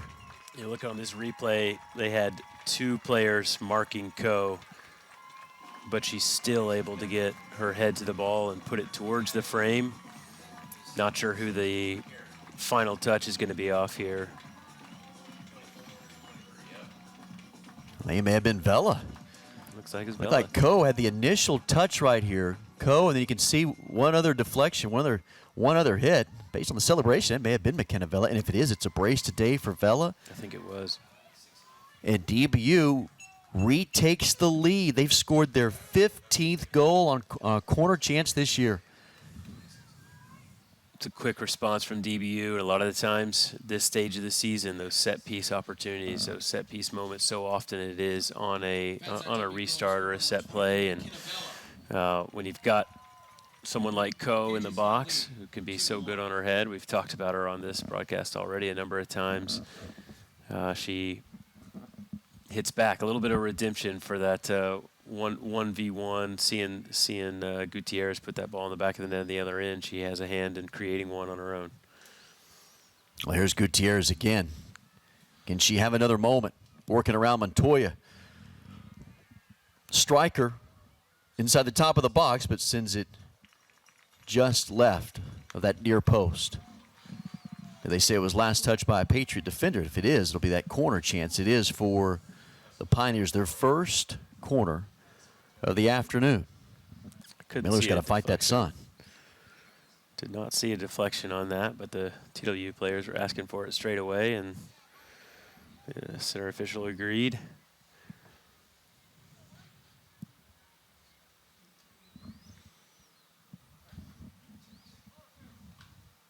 Bree Luna and Eileen Oliveros.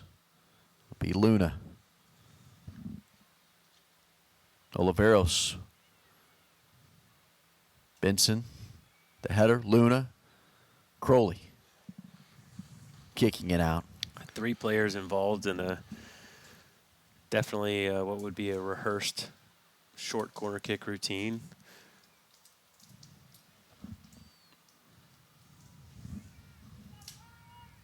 Looks like they might go more direct with this one. It's Oliveros sends it high towards the far post. Montoya got a foot on it. Vela in a foot race. Patriots trying to counter. Vela up the far side and out. What a day for the Patriot junior from Weatherford, Texas. 2 goals this afternoon.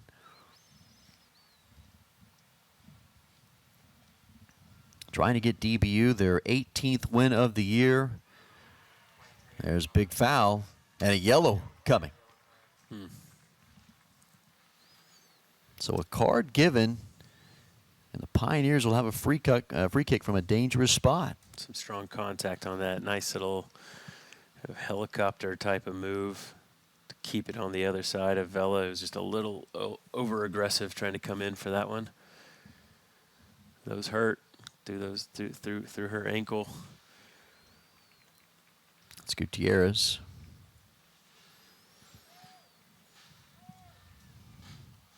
We had the equalizer moments ago. Now a big chance here for TWU.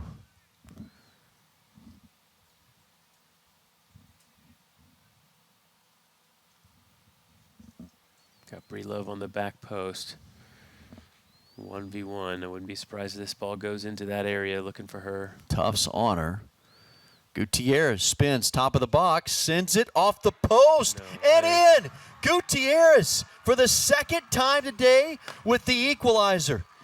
And for just the second time this year, DBU's given up 2 goals in a match, and that one had a gratuitous bounce off the inside post. Gutierrez had tied it at 2.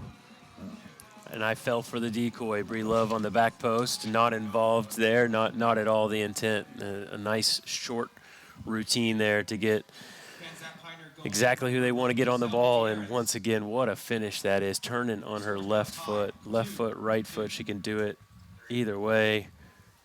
And that's that's not going to be saved. That's an incredible finish.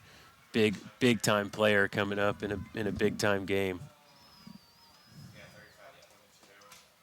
A junior from Plano, Texas, a product of Plano East High School, has knotted this match at 2. The Pioneers not going away. What a comeback they've mounted twice today now. Again, a quick answer from a team just conceding. I think in both cases those goals came within 5 minutes. I think DBU scored within 5 minutes of TWU's equalizer, and I think this one's just 3.5 minutes after. Lauren Walker is checked back in. Montoya just barely able to get a foot on it. Big collision at midfield. Ball won away by the Pioneers. Hughes. Last time these two teams met, mid-October, was 4-0 DBU on the road in Denton. Much different Pioneers team. It's riding a wave of momentum right now on a 6-game win streak.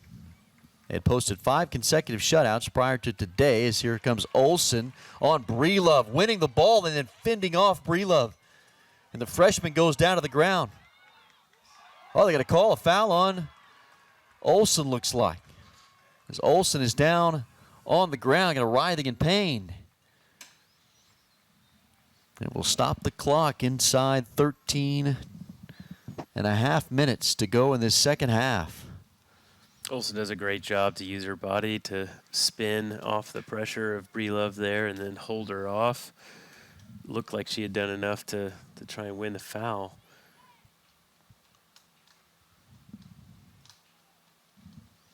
Referee must have seen it differently, obviously, and thought maybe that she had kind of tripped herself up. Great play by Olsen there. Unlucky not to get the reward of a free kick from it.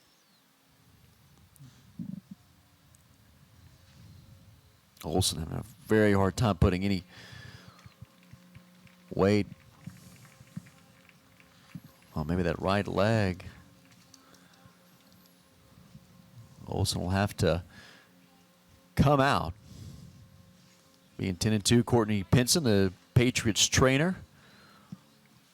But what a valiant effort by the redshirt freshman. And here comes Isabella Medina in for DBU. All tied at 2 apiece. Emotions high, dramatic second half here. This was a 1-0 DBU lead going into the second half. Gutierrez, the equalizer in the 67th minute. Patriots come back 5 minutes later to go up with a conversion on a corner kick goal. McKenna Vela heading it in. But not quite 3 minutes later, Gutierrez with her second goal of the day, both tying the match, all knotted at 2. 13-12 to go in this one.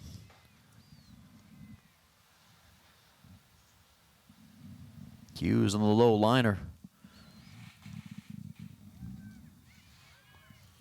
Coach Medina. Abuzar's got his team feeling like they can be in any game that they're playing. Clearly, that's been shown in this 6-game win streak, six shutouts, and we talked about the work that Donna Fischer has been doing with this team and Coach Abuzar. There's a ton of credit to them in the way that this team is responded to 2 goals and hitting right back. Right now, both teams are going to have to find that mentality to come up with the next moment.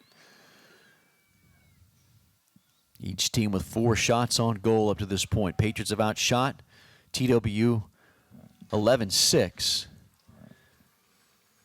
Pioneers, big spot right here. We've seen DBU be such a good possession team throughout the year. I'd like to see them try and get the ball down and spend a little bit of time on the ball the way they were in the first half. And of course, that's a lot easier said than done when we get to this stage of the game, when the nerves are high and a lot of the times these games are decided by a mistake or just one moment of just brilliance, and they play a short goal kick here and go long. It just seems to me like they've gotten away a little bit from their ability to possess that we saw so much and saw so well executed in the first half. Now possession really seems to have tipped TWU's direction. They've got it here on their half of the pitch. Gutierrez works in the middle. Parker Coe right step for step with her. Hughes, a sophomore goalkeeper.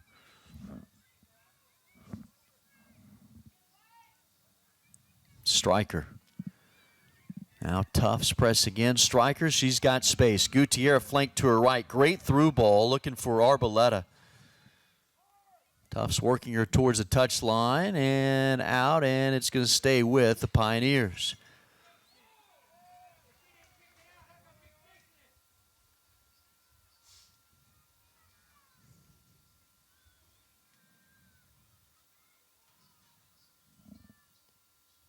Arboleta. It's Walker. Maybe looking for a handball in there, but no call. And Leslie Miller, 10.5 minutes to go. I think he did call handball, I think. I think they're going to restart here, yeah.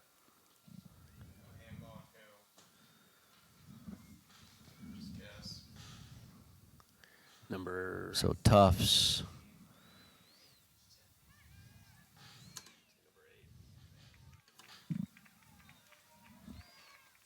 Patriots ready to bring in 2 subs, Sydney Hopper and Ashley Washburn for Lauren Walker and Isabella Medina. Both Washburn and Hopper in the very last couple of minutes that they came in late in the first half, both had opportunities inside the box.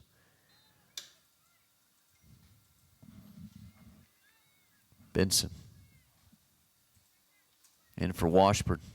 Trap, almost, trying to sneak through. Patriot ball. Trying to get it to Louthan. Almost. Lobbing it for Vela. Trying to get a run inside the 18 as this one's kicked out. Benson will have the throw-ins. We're down inside 10 minutes to go. Tied at 2 in the Lone Star Conference Championship.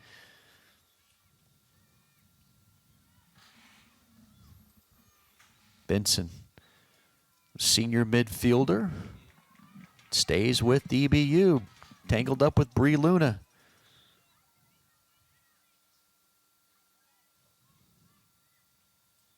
Vela, who has the 2 goals today. It's Vela who scored the 2 for DBU, and Gutierrez, the brace for the Pioneers.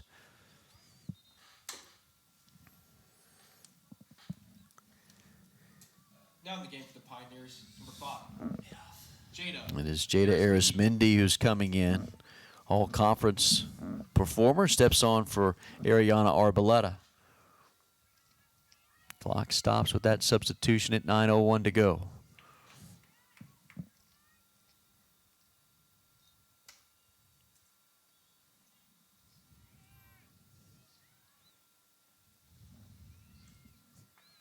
Bellinger there. Trying to play it inside the box. Still loose.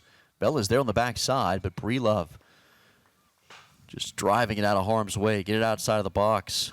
Bellinger searching, looking.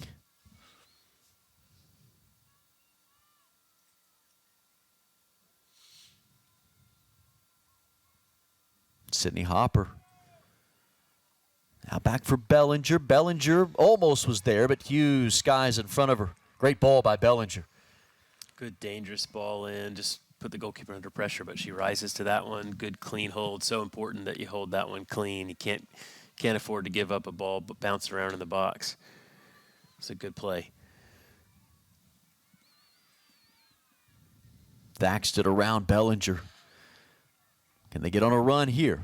Luna down the far side. Tufts in front of her, shielding her away. Kinsey Tufts lets that one roll past the touchline, and now Miller as we get down inside of 8 minutes.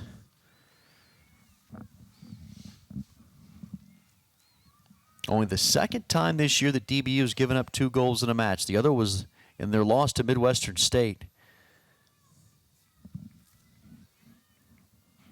It's again a goal kick played short into the box and then played direct and lost the possession again. Here's another goal kick. See if they do the same. We talked about the switch of the point of attack that was so successful for DBU in the first half.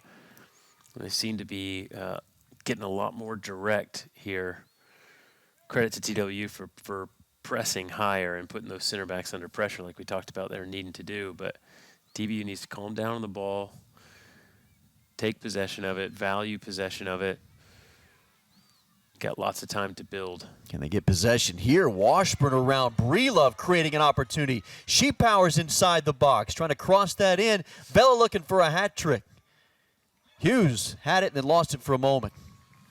What a run from Washburn there.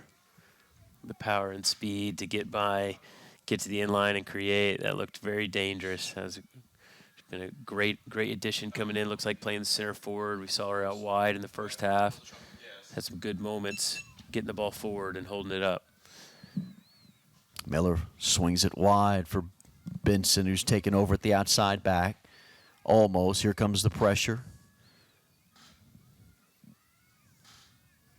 Benson sending this one down the near side. Washburn against Breelove. That's turned into a great battle. Transfer from Louisiana Monroe. TWU ball. Clock stopped with a substitution. Inside 6 minutes to go. Bree Luna coming out. And Bella Alfaro checks in.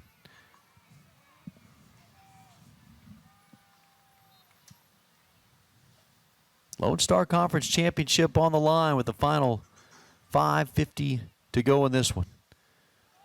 If we remain tied, we go to overtime as there's a foul called on Oliveros. Louthan drawing that foul. Yeah, it's an aggressive tackle. Kind of come behind that leg, a little dangerous. A couple of Patriot fans in the stands asking for a caution there. It's an aggressive tackle. The game's been physical. Referees let it play. There's Tufts trying to connect with Vela on that top side. Coe and Gutierrez, the battle of the day is Coe, great slide, wins it. Tufts now drives it. Stryker has been big in the second half. Almost. Now Louthan. Jolie Benson. Just moved from the midfield to the outside back. Washburn couldn't save it.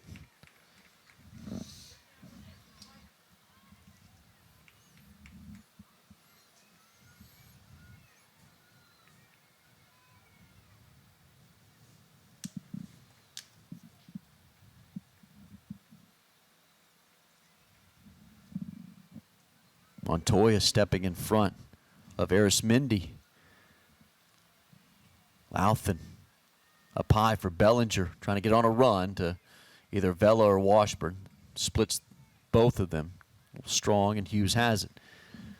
Just draining the clock here as we get towards 4 minutes.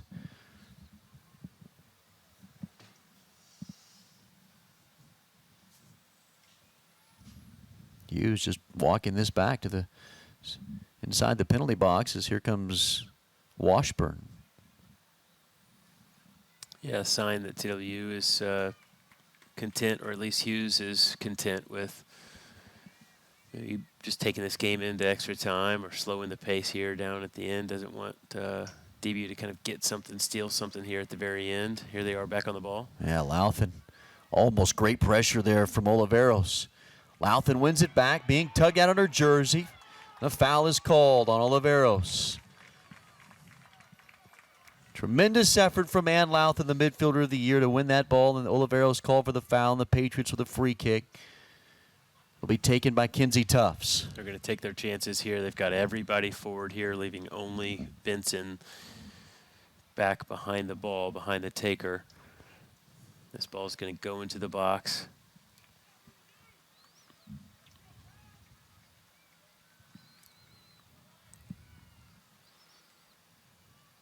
Kinsey Tufts driving it towards that far post. Sends it out, so Hughes will take her time with the goal kick. You can see the idea, just trying to put it into a dangerous area and force TW to have to have to defend and hope one of your targets can get on the end of it, knock it down, or knock it towards frame.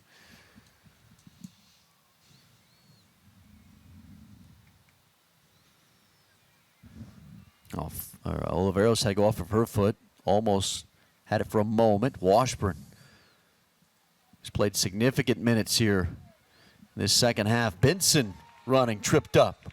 Stryker issued the foul and a card. Yeah. Alyssa Stryker,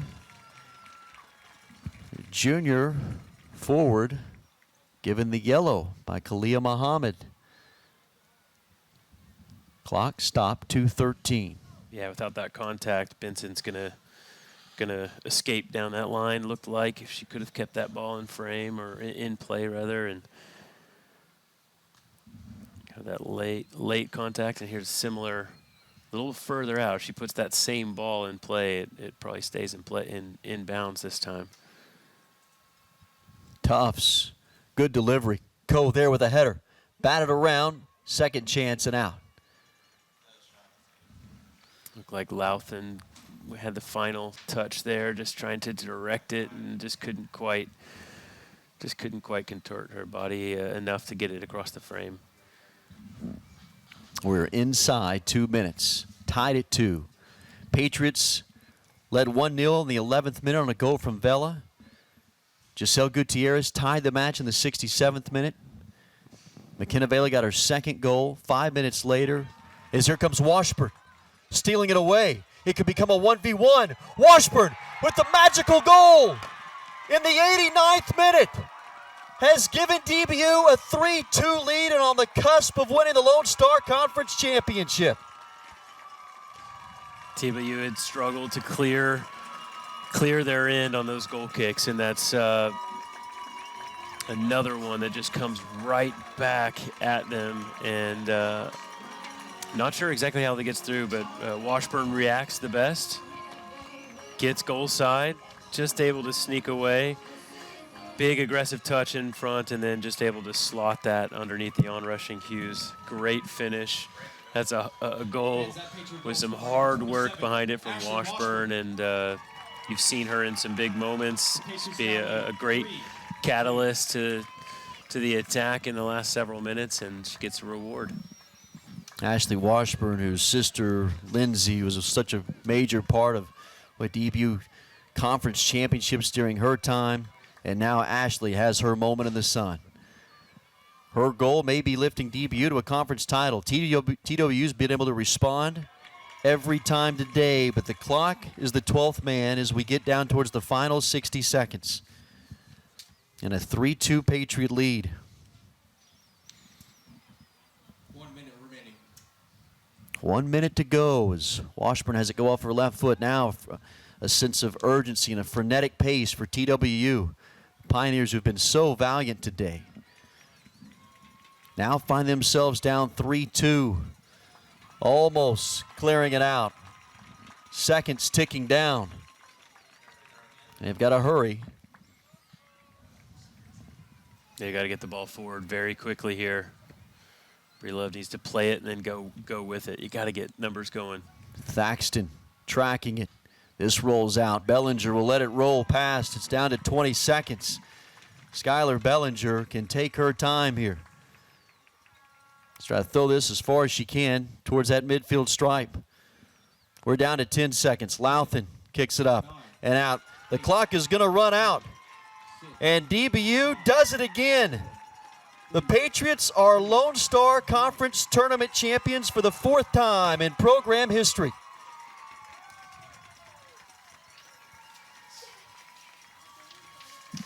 The nation's #1 ranked team dogpiling, and they will be the #1 overall seed in the South Central Regional Tournament.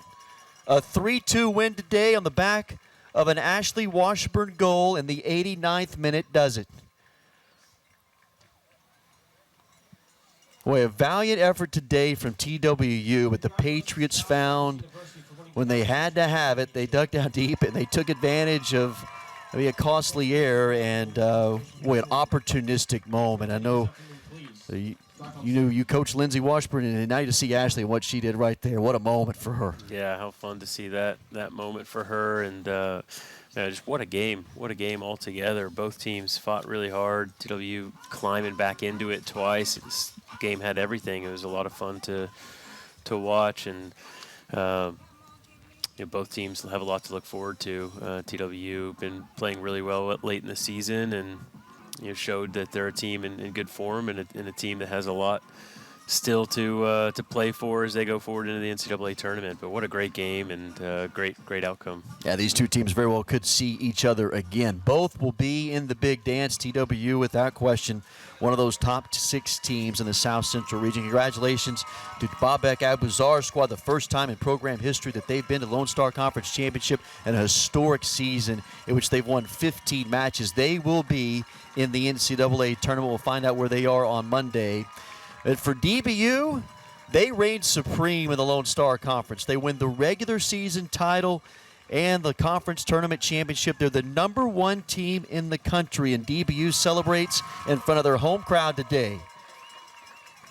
What a season it has been, and this journey continues. Top ranked in the country. They'll find out who the field will be on Monday at 5:30 in the selection show as they celebrate at the Victory Bell. DBU, #1 in the country and tops in the Lone Star Conference. Special thanks today. Our director on our broadcast was Will King, our technical director Lance Jones, our audio engineer Cameron Logston, Cameron crew of Zachary Petty and Rylan Glore, our replay Caleb Todd, Zoe Wakely, and Abby Torres, our graphics Matthew Gage, shading Landry Atwood, our video playback Joshua Bigler, and our statisticians Mason Mears and Christian Bauer.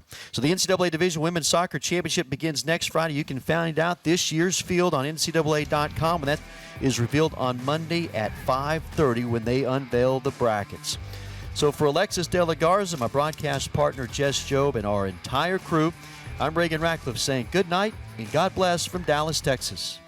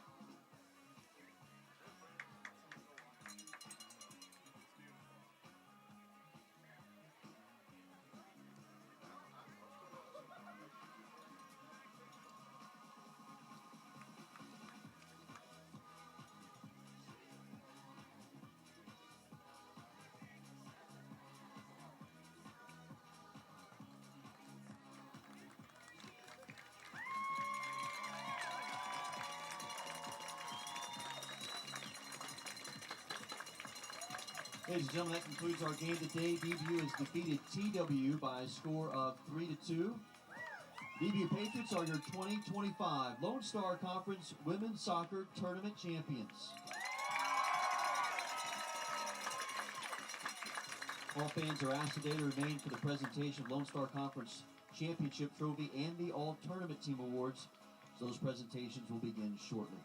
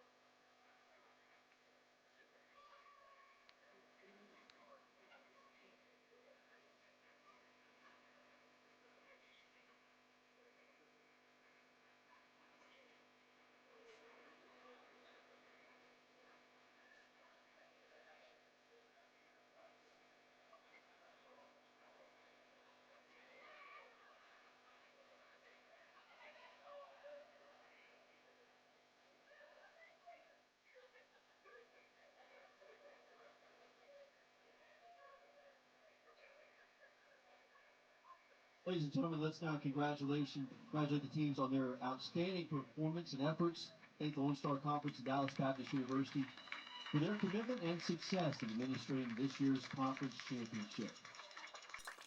Presenting the awards is Lone Star Conference Associate Commissioner Danielle Anderson. Lone Star Conference fans, here are the members of the 2025 Women's Soccer Championship All-Tournament Team. From St. Edwards, McKenna Keeley. From St. Mary's, Haley Fawcett. From Angelo State, Lexi Gonzalez. From UT Tyler, Natalie Jones. From UT Tyler, Gabrielle Weeby. From Midwestern State, Bella Rose. From Midwestern State, Nexali Munoz. Now from the runner-up, TWU, Giselle Gutierrez.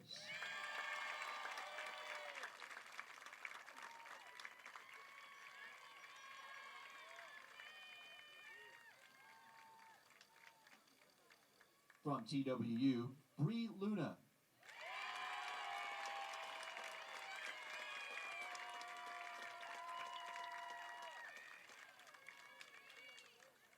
From TWU, Alyssa Stryker.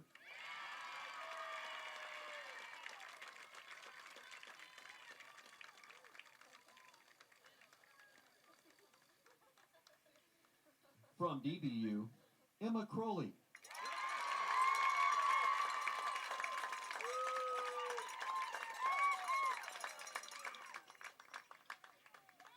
From DBU, Kinsey Tufts.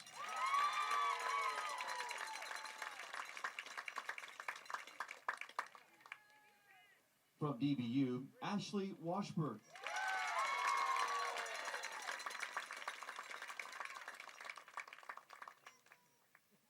And from DBU, Jolie Benson.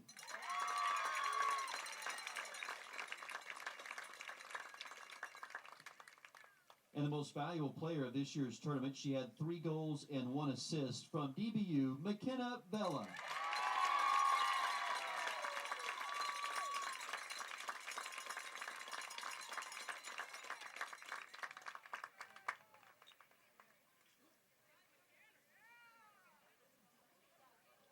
Congratulations to the 2025 Lone Star Conference Women's Soccer Championship All-Tournament Team.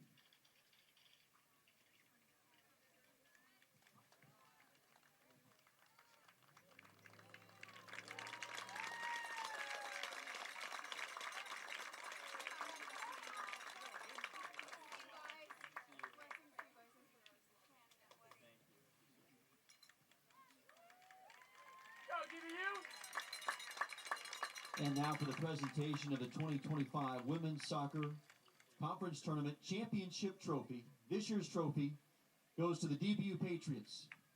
Congratulations to Dallas Baptist University, the top-ranked team in the country in DBU.